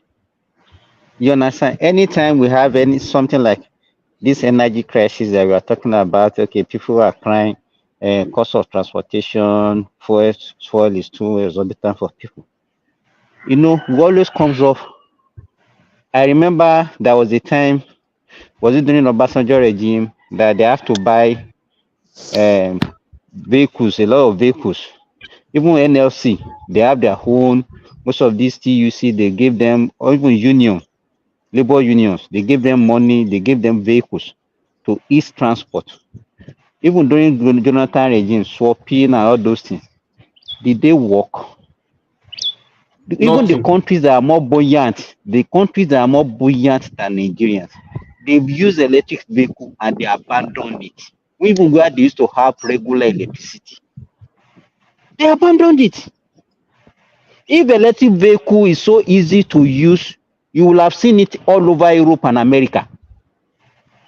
How many people are using electric vehicle? We just over emphasize on all these things. They are not the things that we needed now. We cannot maintain those things. Do you even have the But what technology? about gas? What about gas? The one I'm talking about, the gas that we have right now. That we can use that gas since Nigeria is launching the gas decade of gas right now. The next 10 You years know, is let me of tell gas. you, you know And we that already you have the cannot any infrastructure. car that is not using petrol or diesel, you cannot compare their efficiency with that one of diesel or petrol. I hope you know. Yeah, That's very true. yes. They are the best. Their They are the efficiency best. is In terms not. of, yeah, I learned that gas is not it will not fire as much as You can't petrol compare or their diesel. efficiency. Exactly. I remember in Saudi Arabia, most of the vehicle they use in their airport used to be electric vehicle. But I can't see those vehicles any longer. And these are people that are rich. So to me, I don't think we should all those things. Let me tell you, market after a while, you see then all of them will just fizzle out. You will not hear anything about it again. But how do we then use our gas? Simba, do you know that there are companies in Nigeria that are using gas Let me tell you, as their let me fuel, tell you. If you see for their now, machine? if you see now, majority of Nigerians now, people don't use kerosene any longer. They don't even use there was a time that people were using charcoal to cook. I can't see that one any longer. Everybody has this small gas cylinder. Gas. So a lot of people are now using gas to cook. We even use gas to generate electricity. Most of the generator that people are using now, they are using gas. Yes. You understand? Yes, I Even heard that. pumping machine that we use on our farm, some of them are using gas. Yes, You I understand? Those think are the things that we absolutely. can, but using it for vehicles, because most of the roads that we have, people will spend 2 hours, 3 hours, 4 hours, 6 hours, 8 hours on the road. You can't say that we can switch to gas and it will not. That one cannot function for now. But people have We been should not giving even good. be thinking No, but about people it. have been giving good. No, but people no, but people have been. If you follow the trend, people have been talking about, and it's more number one cost efficient. It's more cost efficient, and yeah, also reduce our carbon footprint a bit. So I think it's good for us that we We at should not least even be. we can use it. We are not even. Which carbon print are we talking about? Don't let all these foreign countries I be know, I deceiving know, us. I know, I know. If we over this I know carbon about print, that. everything. I know that we We don't have not contribute more developed. carbon Even if emission it now, is coal that will make but us we to don't, we don't, we break don't. even, we should use it. Nobody. We are not talking Of about course, carbon print. The one that they have caused. What have they paid reparation for it? no, not at all, not at all. And that's the They reason are why the one that that caused the you know global that warming. Meanwhile, it is the Africa that is bearing the brunt of the the global thing warming. that is bearing the brunt. You know that's the reason why they. Do you know the reason why they situated they came out with African Energy Bank? It was because of that. Africa wants to what use its own resources, coal, crude oil, gas, and they are saying they are not going to borrow us money. And they will say, okay. And like I used to say, it's Nigeria. I see if Nigeria did not get it right, Africa will have problem. Oh. And the reason why Africa will have problem is it is only Nigeria and Nigerians that have the capacity to stand against many of these imperialists. for a long time. I mean, and also can flesh out good plan. You know, it's another thing for you to stand against these guys. It's another thing for you to be able to forge ahead. Look at what is happening now. The financial landscape in Africa is changing. I should ask you, sir, who is changing it? It is Nigeria spearheading it. Why? How? Number one, Nigeria is the leader of the African Development Bank. Number two, a Nigerian is the leader, is the president of the Africa Exim Import Bank, Afrexim Bank.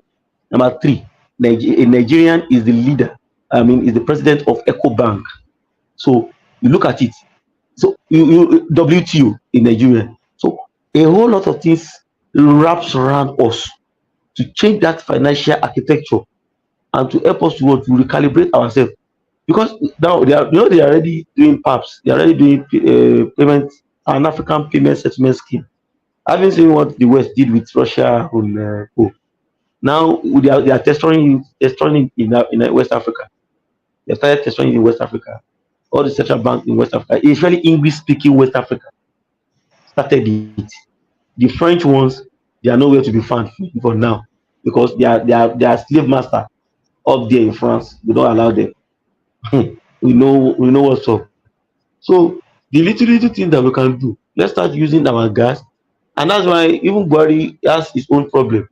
He was the one that launched this gas decade, the decade of gas for Nigeria, and he brought the single largest investment in gas in the history of Nigeria into Nigeria in 2019, a 10 billion US dollars NLNG 37. Yeah, we all agree that NLNG is the only business that Nigeria is doing that we are profitable in it because of the participation of the private companies. It's a joint venture, so it's not fully owned. It's 49% owned by Nigeria. It's 1% shared between foreign oil companies and Nigerian oil companies like Seplat. I think Seplat and Wando is part of it, but so that's it. So if we're able to use what we have, we get what we want. Like that energy bank right now, will be able to help us fund $5 billion. Be able to help us fund our own resources. We use our own resources. Do you know I saw something today on DW Africa? They said two companies in France, because they were denied use because they cut off their hand from the uranium mines. They disclose declare a loss of over 140 million US dollars and euros also. Euros correct. So you can see what happened. So one way or the other, they are feeding on us. So we should also try and use what we have. Like that gas, I actually use it and pipe it. There's one gas pipeline that I heard is coming to Lagos. Call it OB3. OB3 pipeline. You know why, Dorothy? Let me tell you, the countries that really okay. If you look at Qatar, they basically exported gas. If you look at Russia, they have a lot of gas. You understand? Why are they not championing CNG? That's the question you should ask. Why are they not championing it? You mean why are they not championing CNG?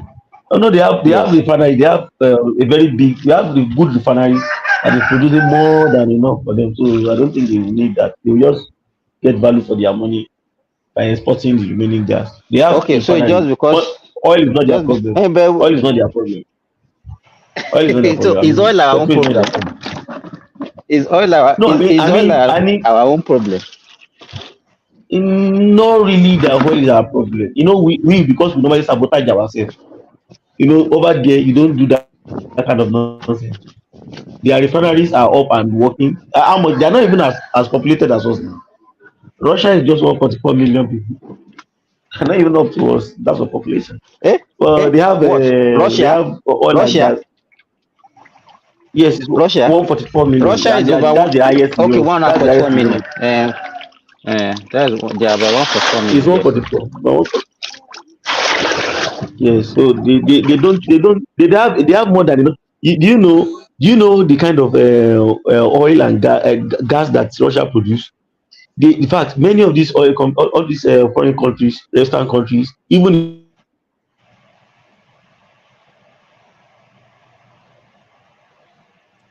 they have gas fields that they bought, that they are running together with Russia. So Russia has a no, they have more than enough. They don't even need that same jacket. They don't really. I don't think they have need, because what do they need? Russia produces almost, if I'm not mistaken, 10 to 12 billion. The three of them, Saudi, Russia, and America. They are both within that 10 to 12 million barrel threshold. But I can't really keep tab on what Russia is producing right now because of the Ukraine war. Well, these guys, how much? Just one, even if Nigeria just 1 million, just 1 million barrels alone will be enough to settle their domestic consumption per day. Just 1 million or less than that will be enough. With gas also, that they have gas, they can use gas to run their industry. I think we have some industries in Lagos that are The issue using is, gas. most of these people, they produce more, and they even make more money from each liter that they produce, more than what Nigerian even make from the little that we are producing. Exactly. Because To it me, makes, I that think gas what also what we makes need the what we products need to cheaper. face what we need to face more in Nigeria is actually how we can make more money from what we have. So that, because what we need in Nigeria, Exactly. the poverty in Nigeria is because of the poverty of that country. Nigeria is poor. It's poor as a country. They will always shout about, hey, corruption, hey, subsidy. All the things that we are clamoring for. We need money to finance all these things. If you are talking about, okay, do this intervention in agriculture, do this intervention in education, is it going to come free? It's not going to come free now. But don't you think those things are doable? Look at what is happening in Niger State now. Niger State bought 1,000 tractors. They have started delivering those tractors, and if you see the land they are cultivating, it's all over social media. If anybody's on Facebook here, you agree with me. You Let me see it tell you, all over social media. it's If all all the those states things. are doing that, Wait. Whatever Niger State is doing now, I don't think they can even be saying, they can be dreaming of cultivating land in Niger State at this moment. We're already getting to August. The rain is going to cease any moment from ending of September to beginning of November, of October. So what are they going to do? So but they have nobody started should be earlier. They expecting it. started earlier. If they No, have they started started earlier. earlier, They started fine. earlier. But if they are just cultivating now, it's No, not no, going no, to no, make no, no. anything. They started earlier. They have even harvested some for some stuff that are not taking that much. That's like 100 days crops and stuff like that. They have already started I think we need I think harvesting. we need to go beyond this rainy season farming that we do. We have a lot of waters in Nigeria. Why Yes, can't we engage in dry season no, we have agriculture? it now. No, we have it now. We have irrigation agriculture infrastructure in the north. You know that It's no, even Tinubu that let came me in, tell you as it is now. he built some. He built some also. I'm telling you, okay, let's say the two major river bodies that we have is River Niger and River Benue. It span how many kilometers in Kwara State? You understand? Right from Jeba till you exit in either all these Nupe area to Kogi State. I cannot see one single irrigation agriculture going along that route. And what is the governor doing? And those are the exactly those are the things that are supposed to be in the purview of the governors. What are the governors doing and the local You governments? understand? We are forgetting that we have let me tell you the problem. That's why I say we normally address symptoms. Look at if you know the kind of extensive agriculture that usually goes, that used to happen along that Lake Chad basin before. That Lake Chad basin is already drying up. And it's one of those things that is causing the unrest. You understand? If most people that engage in agricultural activities, fishing and all those things along that Lake Chad basin, now most of them are jobless. Those are the things that we're supposed to be addressing. You understand? You know, there was a time they were talking about actually dredging and channeling River Benue towards the Lake Chad basin. Because most of the river that used to feed it, they are already not in existence. Because actually, you know, some rivers enter into it and didn't come out. Because those are the ones that used to feed it and the water. Yeah, you know, it's something that is almost like almost 100 kilometers. It's almost drinking. It's almost dried up. And those are the places where they even used to graze, the cattle used to graze during the dry season, because they have a lot of lush green grasses along that basin during the dry season. Most of these people that now comes down to go out, that started disturbing our farmers. They graze there those days. Those are the things that we're supposed to address.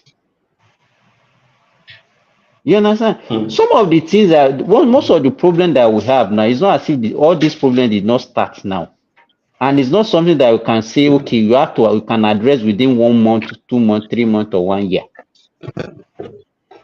And people will not listen. When you tell them, but the state governors, look at it. Let's look at it. Just like you, what you are doing, look at it. If just in your extended family, 5 persons are doing that alone in your extended family, you know that you guys will just be comparing notes like, oh, I don't think I should plant this. You have enough, right? You yourself will even give them like, well, come and take. You know, if like in the states, if every state is leveraging all the resources that they have, then you can easily now, like now, you look at it in your state now.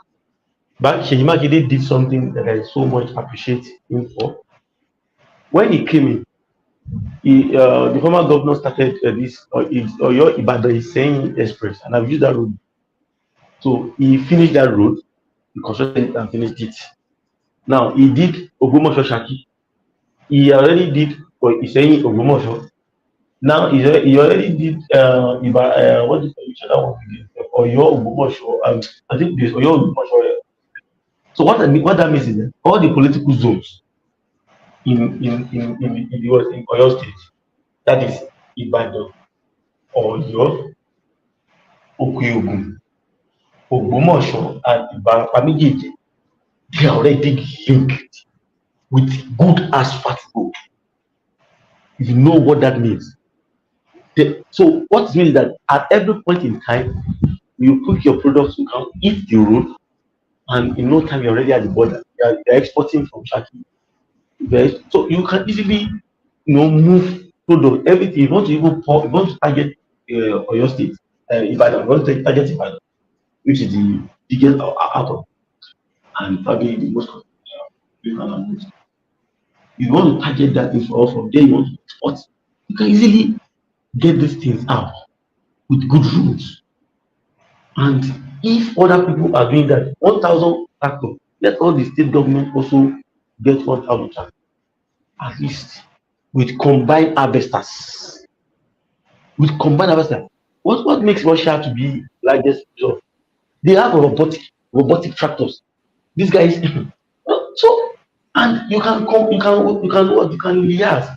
What Niger State actually did was he also liaised with a tractor manufacturer in the United States, John Deere. Yes, that American famous tractor company.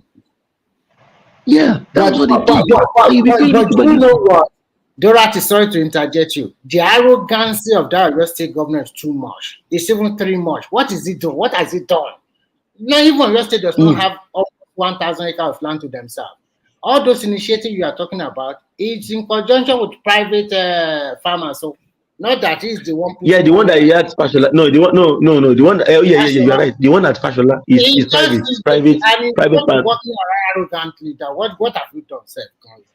I don't really like But it. he needs to do more. He needs to do. He Yeah, needs to do more. it's No, he nothing. tried in other areas actually, but he needs It's to do not more in that compared area to of what agriculture.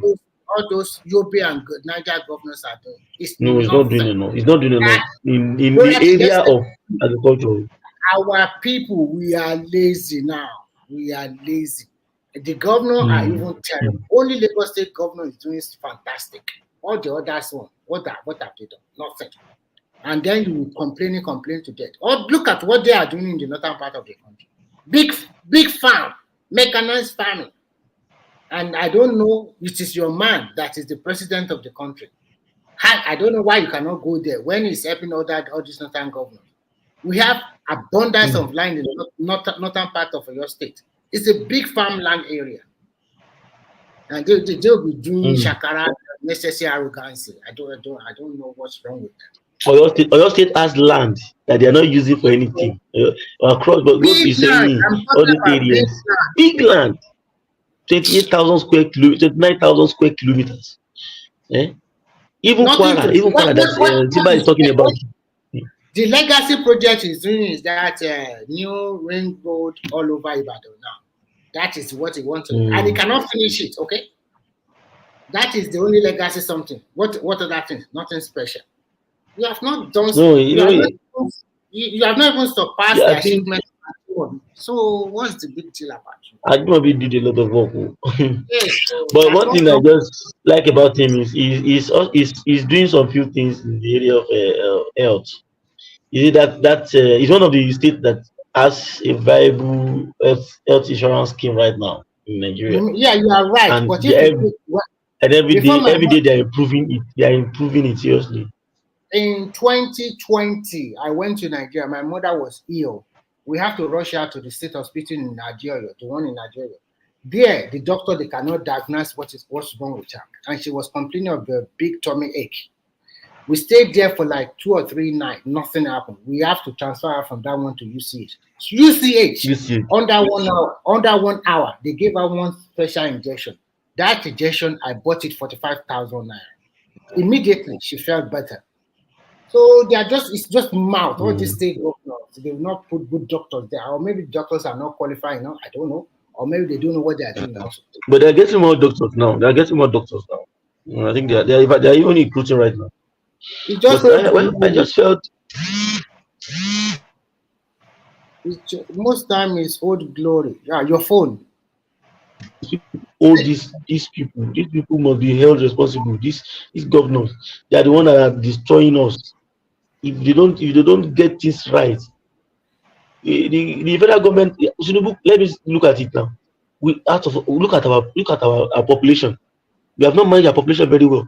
The people that gave us, the British that gave us what do you call it, independence. At independence, Britain was 55 million people. We are about 45, 48 million. Then today, Britain is 67 million people. Let's say that probably they lost few people during the Second World War. But it's not that much. So there are about 67, 68 million people today. But we are already 220 million, almost 220 million people. We are just giving back anyhow. And we are not ready to work commensurate to the increment in our GDP. And that's the problem that we are having. The rate at which we are growing at the rate of 3%, almost 2.9, 2.9, 2.8, 2.93% growth, population growth. Our GDP is not growing at that rate as well. So how can we go? How can we grow when there's too many rent seekers? Where there's too many people that every available opportunity is just about their own interest. You put them at the state level, it's the same thing. Put them at local government, the same thing. Federal is all about what they can get into their pocket. And they are all about destroying the country. Destroy it. You chop what you can chop. The civil servants they are terrible. The civil servants, if you don't want them to steal, they'll be crying your name. So that's it. They'll be crying your name. They That's he's not allowing us to steal. They will not say he's not allowing us to steal. They will say, he's frustrating us. When you see them say he's frustrating us, you should know what that means. You have blocked one of their pot of soup. So So they will be looking for a way to check. that means some of these governors, they don't really want development. It's only just to show that They big don't want man. development. Because if you are really, if you look at the Southwest, you can only pinpoint only one governor that he truly, truly want to work for the people, and that's Lagos State. Have been so lucky to continue to have set of people that are really interested in working for the state. Look at others. Amos did a wonderful job in Abeokuta when he was the governor. What about this Yes, one? he also did. Look at Oyo State. Ajimobi did wonderfully well. Even now in Oyo State, they are complaining that Richard Makinde, he is just showing arrogance here and there. What is this big deal that local government should get their money to them? Why are you interested not for them not to get it? For what reason? And people said he's being a rich man. He already corner most of their money also. By the time, and I know if he's not careful, by the time he get out of it, I mean, this is the second time. EFCC will be after him. You will now know that he would have spent a lot of money. Because he is playing a game against Tinubu very well. Okay? I know for sure. He does not really like that man. Okay, he is just follow because he's Yoruba.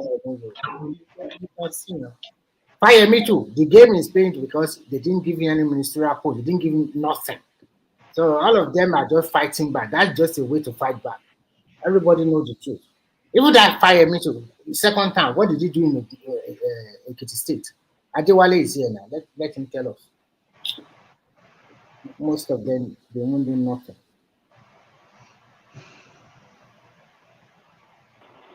But Remy, yeah, don't you guys think the problem in Nigeria and in Africa by extension is that's in farming and the fact that most African countries are poor? Don't you guys think one of our major problems is our lack of investment in science and technology? Because this is what will help you improve your products, add value to your product before you so the question I will ask you is this: when Nigeria got independent in 1960, what sustained that country before they found oil? What money did they use to build all those infrastructure in the old western, eastern, and northern region? Where did they get the money? Do they have that science and technology know-how at that time? Is it not cocoa money? Is it not palm oil? Is it not groundnut money? Is it not agriculture? So why can't they go back to it? And then, luckily for us now, we have a lot of people that are experts that can help. And we have a lot of research institutes in Nigeria. One of the best is in Ibadan, IARTA. They have everything. People become so lazy. It's not about science or technology alone. It's about the will to push people. Do you know? Okay. Do you know that we have okay. Do that. Sorry. Remy, that's the point I'm trying to make. That our population then, you can't compare it to now. We know now. If we had, when they build those research centers you talk about, if the government has funded those centers adequately, and our culture, our attitude and culture towards science and technology had been better than it is now, because to be honest, the science and technology we're just doing it to fulfill all righteousness. We don't take it serious. We don't see it as a tool to solve our problem. So you have a good point. But you know one thing I'm also happy about? You know, when something terrible happens to a country, everybody will share. Now that people are more aware politically now, thank God, because of age of social media, people can post pictures, people can ask more questions. Now people are getting into policy. I mean, ordinary people, they are getting into governance now. And when they get to governance, then you see more dividend of democracy. Before, a lot of the problem of Nigeria is that we rely on one product, which is crude oil, for a long time. And people go there, whether outside Yoruba, Igbo, every ethnicity in Nigeria, just to get a pie of the cake. But now that the house is coming down to crash, we have to readjust ourselves. You have a good point, and people are more aware. Instead of going in the street, want to demolish all the infrastructure you have. Why don't we channel our effort that, okay, these houses we have, they are too much. Let's make it part-time. And you can only go to Abuja, maybe 3 weeks in 1 year, or whatever the government wants to do, push them to them. 3 weeks. And after 3 weeks, you go back to your wherever you come from, your representative. The House of Assembly, they do the same thing. You already cost a lot of money away from them, unnecessary money. So you do it that way.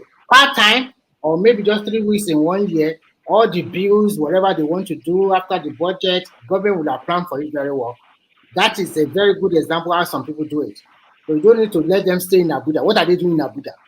Chief Remy. They don't Chief come. Remy. Yeah, right. Remy, are you there? I'm there. I'm listening to you.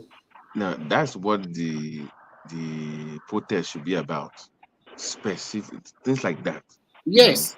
Part-time worker for House of Representatives, declare something for power sector. Something specific that we can all galvanize and support. Yes. But when you just go there and start screaming for better government, yes. Now. They did not even tell us that, okay, mandate all the state governors to give you 2,000 or 5,000 acres of land by fire by force. Every state must be planting something. Then we are talking. Remy, it is obvious that those planning these protests is either they're incompetent or is just motivated by politics. Mm-hmm. I don't think they have really sat down, analyzed the problem we're facing in Nigeria, outline their goals, and even have a strategy on how to even achieve whatever they are protesting against. I don't think they did any of that. This is just a. But when you talk this way, you are right. But what about Nigerian youth also? How can a boy or a man of 20, 25 years old does not know what can better his or her own country? Do they need to listen to people that have ulterior motive or have their own? So you're assuming now, you're making a categorical one error. You're assuming that common sense is common. It is no, not. Okay. Are you trying to say Nigerian youth they cannot use their sense very well? Or what are you trying to say? No, it's not about Nigerian youth. It's about human nature. Human beings just follow the trend. We don't necessarily think. Very few people actually sit down and think. Most of the time, human beings just prefer to go with the crowd. You have a very good point there, because actually that is why most people that are good politicians or good orators, the people will follow them easily. But actually in this kind of, in this age, I think you have to do research is more easy. You can Google it or Bing it or so many research. You can do a lot of stuff by yourself. Nobody needs to. But Remy, today's problem is not lack of information. Today's problem is. Yeah. Okay. Continue. Today's problem is actually getting the right information. That's the issue. In those days, access to information is really hard. But today, everybody have smartphones. But the problem with information, what they are consuming online, what the kind of information they are consuming is what actually matters. Yeah, but exactly. When you know what, I was watching a TikTok and they were asking a girl, what is the capital of Anambra? Do you know that this is a girl that just graduated from the university? She does not even know. And then I asked her, do you think Lagos is still the capital of Nigeria? She does not even know. She cannot answer. So sometimes you ask yourself, these are simple things that even in primary 6. Those are the people that. Those are the people that want to call the problem out. And they also ask her a simple math question that the answer is 0. She does not even know, and she just graduated from the university. Sometimes you see the cutoff mark from JAM, for God's sake. What kind of society is this? And when we are saying everybody just believe in everything, just handle your phone, the information there is not even true. Most times it has been distorted so many ways. So that country needs a new orientation. And I keep saying it. You cannot get what you want with a glove hand. This generation, my generation, we already agree it's the wasted work because we're in the middle. So we already agree it's a wasted work. But this generation, I don't know what to say because it's another. I'm afraid of them too. Yeah, do you know that? Do you know that somebody was talking about? Go ahead, please. Nigerian groups. There is a professor of genetics. That's the first woman professor of genetics in Nigeria from University of Agriculture. She helped the university to breed a different breed of pig. They have another breed of chicken, which you call the alpha chicken. They have so they are conditioned. The genes were taken from the ones that were on ground before, and were able to modulate them and condition them. And right now, that's what they are using right now. That they are multiplying it. Germany dedicate 3% of the GDP to research and development. How much money do we book for research and development? But what about research that I'm talking about? The little they voted there, all those professors we have in Nigerian University, all of them. How many publications have they published year in, year out? What is their research? Some of them are also getting research grants. What result do we get from them? None of them have come out to say, I have a blueprint to solve Nigerian problem on agriculture. None of them have come out and said, okay, you are a professor of economics in one of the top universities in Nigeria. There's none of you come out to say, this is the blueprint, this is what you should do. The government too is not so. But you know, let me chime in this. Nigerians they are smart guys. I would not say that we do not have those blueprints. Yes, based on what I know in the academia. So, because what I did was doing my master's, I had the opportunity to have, kind of have access to some of this information. The work, the research work, the little research, the research work is already there. They are already on the shelf. The problem that we have is, I think it was Prince Daddy that was asking me one time like that, and I was trying to furnish him some information. The problem is these guys, they have brought politics into the academia in Nigeria. They have politicized everything. So that's the problem that we have. So sometimes when you don't have anybody in the corridors of power, unlike what we have in the Western world, where the what do you call it, the academia is already linked with the government partner, the industry partners, the academia. In fact, they will be telling you that if a particular industry leader or sector is not funding a particular department, that department might follow in some universities in the West. You know that, you remember that. What they do here is that most universities are public. There's no private university here. All of them are public. So if you are a citizen of Finland or you have a resident permit here, then you have opportunity to further your education, which is free of charge. If you are also a citizen of EU, you can also apply to university here and you can come here to go to university free of charge. But at the same time, there are people who pay the required tax. They ask you to pay. They don't joke with it. So in Nigeria, how many percentage of Nigeria really pay tax? I mean direct tax. I'm not talking about indirect tax now.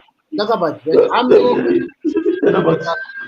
We are not even the threshold is 15% of your GDP. The threshold, the international acceptable standard is 15%. We are just on 10%.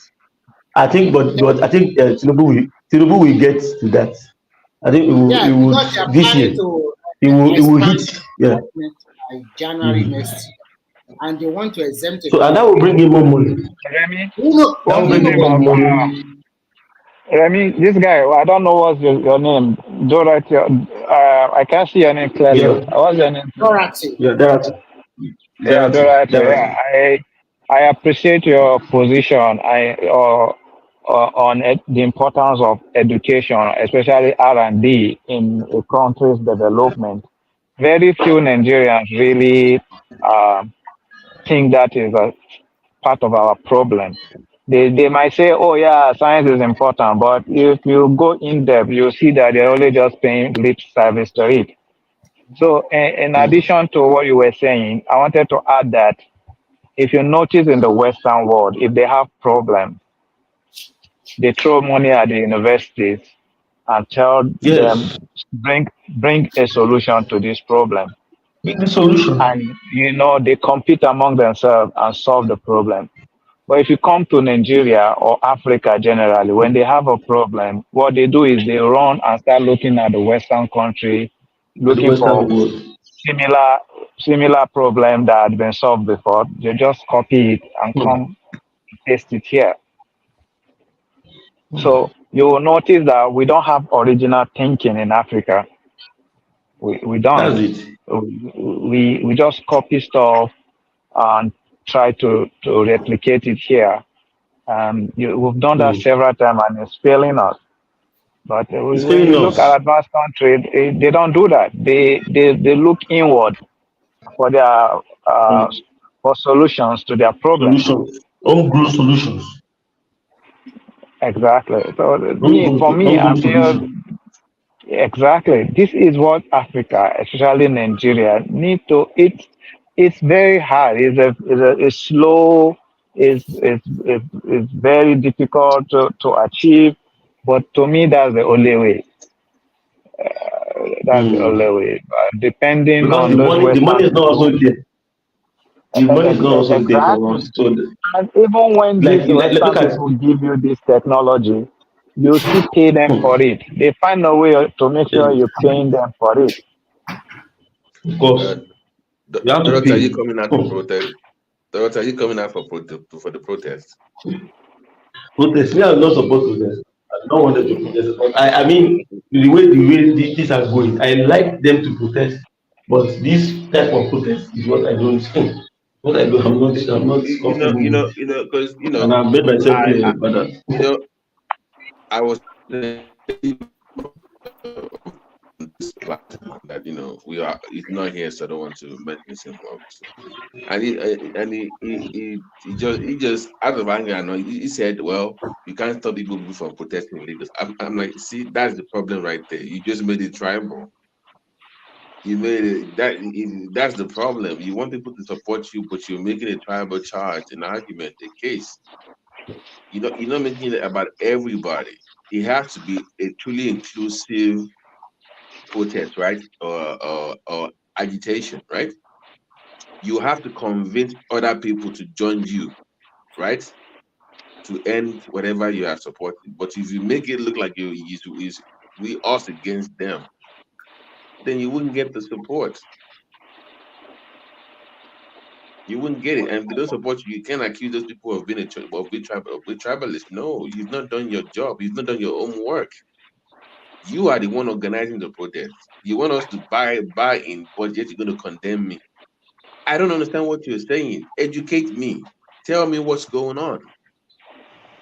Abi, you want me to join But you on this thing? do Tell you me. think this protest is gonna hold? Because all the major stakeholders are really washing their hands off it. So do They you think have to it's wash gonna their hold? hand because there's so many ulterior motives to it. How can the people that Exactly. are organizing the project, you start down in America, are you going to be controlling your boy in Nigeria to go and burn something? Look at the list that that Shore guy put together, telling them that I need this, I need that, I must do it here, and then constitution must be scrapped. What does it mean? So you are trying to say you don't want any government anymore. Who's going to join that kind of What is protest? not in Nigeria? I thought it was It's in not, of Nigeria. course, it's in New America now. It's not in Nigeria. I said it's going to join Oh, them. so it's not. So he wants to become the new.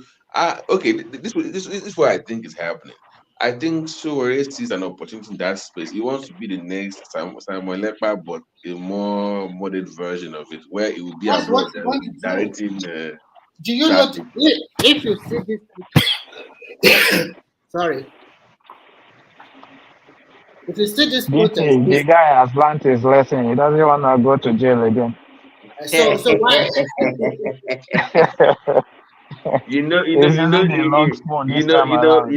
interestingly, the guy that got him out of that trouble, Bob Menendez, is now facing prison time in Yes, America now. That's serious case now. Really? Menendez, Menendez tried for him. Oh. Menendez tried for him. He that really was the tried guy for that him. got Where the Ori wife out went to now. him.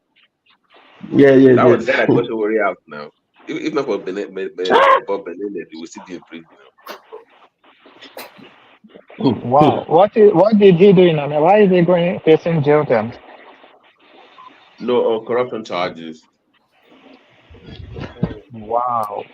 You know, America, America, they are corrupt, but they have one rule: you can steal anything. You can Don't get caught. Don't get caught. just don't get caught. Once you get caught, you are going to be the sacrificial lamb.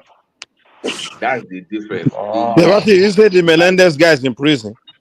He's going to jail He's for sure. about to. That case was just too obvious. He was just reckless. What happened? What did he do? It's like, Mike, you've been stealing for so long, you got too comfortable without even checking the boxes. You know how somebody can steal and they're very mindful of how they steal. But you've been doing it for so long, you don't even care anymore. It became so reckless to steal. So the guy's a what? Senator or something? Yeah, the senator. In New Jersey. Is it Texas?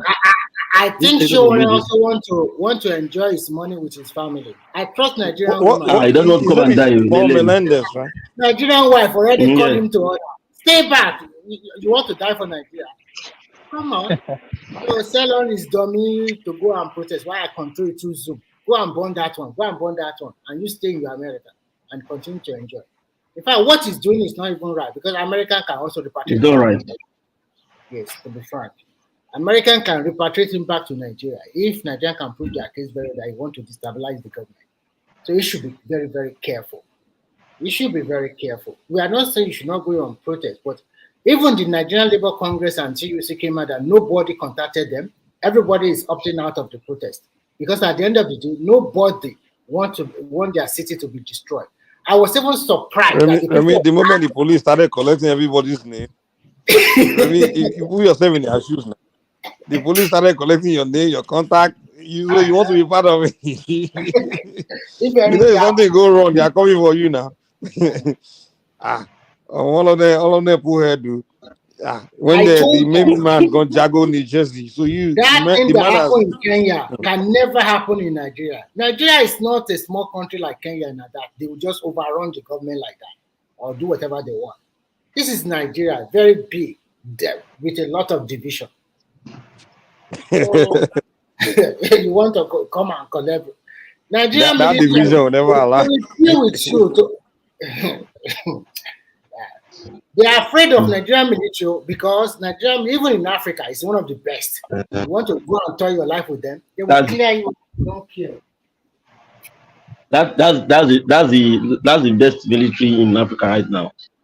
Land army, not military. Land army. I mean, do you know that they held the security meeting in the Gambia? They held do you know in one Gambia. thing? It was supposed to be hosted in Dubai. Pr0T, do you know that Nigerian army already started getting war equipment and ammunition to be like U.S. Marine now? Do you know? They just collect some now. Collecting more. They are going to start training some special military officer that is going to be like American Marine. What are you telling me? These people can fight anywhere. Yes. In fact, I heard China is selling this amphibious assault vehicle that can come from inside the water. I mean, can float inside the water and deliver goods, deliver soldiers, deliver equipments, and some other stuff. It will enter into the water, and it will be submerged there. It's a water. Let me ask Mike a question. Is the Lagos man on the platform? Mike, are you behind the hashtag Igbo must go? Let's ask him now. He's the negotiator. I've been seeing all these Igbo must go hashtag all over the place.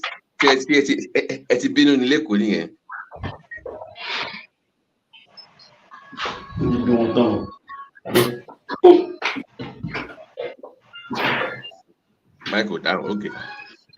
Do you know that in Lagos they know one another? Even where my brother is living, they already mobilized. They are ready to fight anybody. So if you have people there, just tell the people to stay at home. I'm not saying they cannot go on their. Honestly, I'm afraid what that thing can turn into. The prominent liquid. I don't post again. They are prominent liquidations. That's I'm kind of surprised. Like really posting, because that's unusual. I've never seen that before. You know. Actually, àwọn Igbo tó wà ní Èkó wọn ní problem. Àwọn tó wà ní diaspora ló ń fún wàhálà rẹ̀. Àwọn ló ń fún ní problem because àwọn yẹn kò fẹ́ máa ṣòwò wọn jẹ́jẹ́lì ní ṣe tó bá padà lọ sílùú wọn kí wọ́n fẹ́ tà bẹ́ẹ̀ èèyàn mélòó ló wà bẹ́ẹ̀. But if somebody is, why can't they also speak up then? They have speak up now. Even in Alaba, they were dancing, they were trying placard in that market. No. They also have to come on social media and make it known that they don't share the same belief as this. That's what they have to do. Because too bad later they will be the ones to pay the price for that, for whatever these guys are inciting abroad. So they have to come together and make it known. If you have to go on an ITV, I know they won't. They go on go there. Alright, bó ṣe wà yẹn tí kìíní bá dá ìdá àtọ̀. Àwọn gọ́ọ̀mẹ̀ntì àfojú ẹlòmíràn máa ń tó because tó ń bẹ̀ wọ́n sí ní tí oníkàwé people are just doing whatever they want. Once everything died down, there are some people they have to wash their mouth, okay? Because you are toughening them up one way or the other too. So you feel like Arise is promoting the thing or what? No, apart from promoting, they are just their mindset from the one. Everybody know they're anti-government and they don't do it right. They don't. When you go there for interviews, like they want to nail you. Sometimes they don't also give their guests opportunity to really express their opinion easily. So many stuff that they do that I'm not comfortable with. But I have to go out now, guys. So maybe see you tomorrow. All right, I just double back. Okay, Dorothy and. Okay, I'm also going out. See you tomorrow. All right, Mike and okay, Mike. Okay. Have a great Sunday. No, you guys are leaving. Okay. Mike, am I leaving? So you are behind the hashtag. You are the one behind the hashtag. Igbo must go. So you are the one. I even saw I stand with Dangote. I stand with Dangote too. I stand with Dangote. Then Niger. If I say for the police, they stand well. Niger. Go shall know what. Okay. Bye.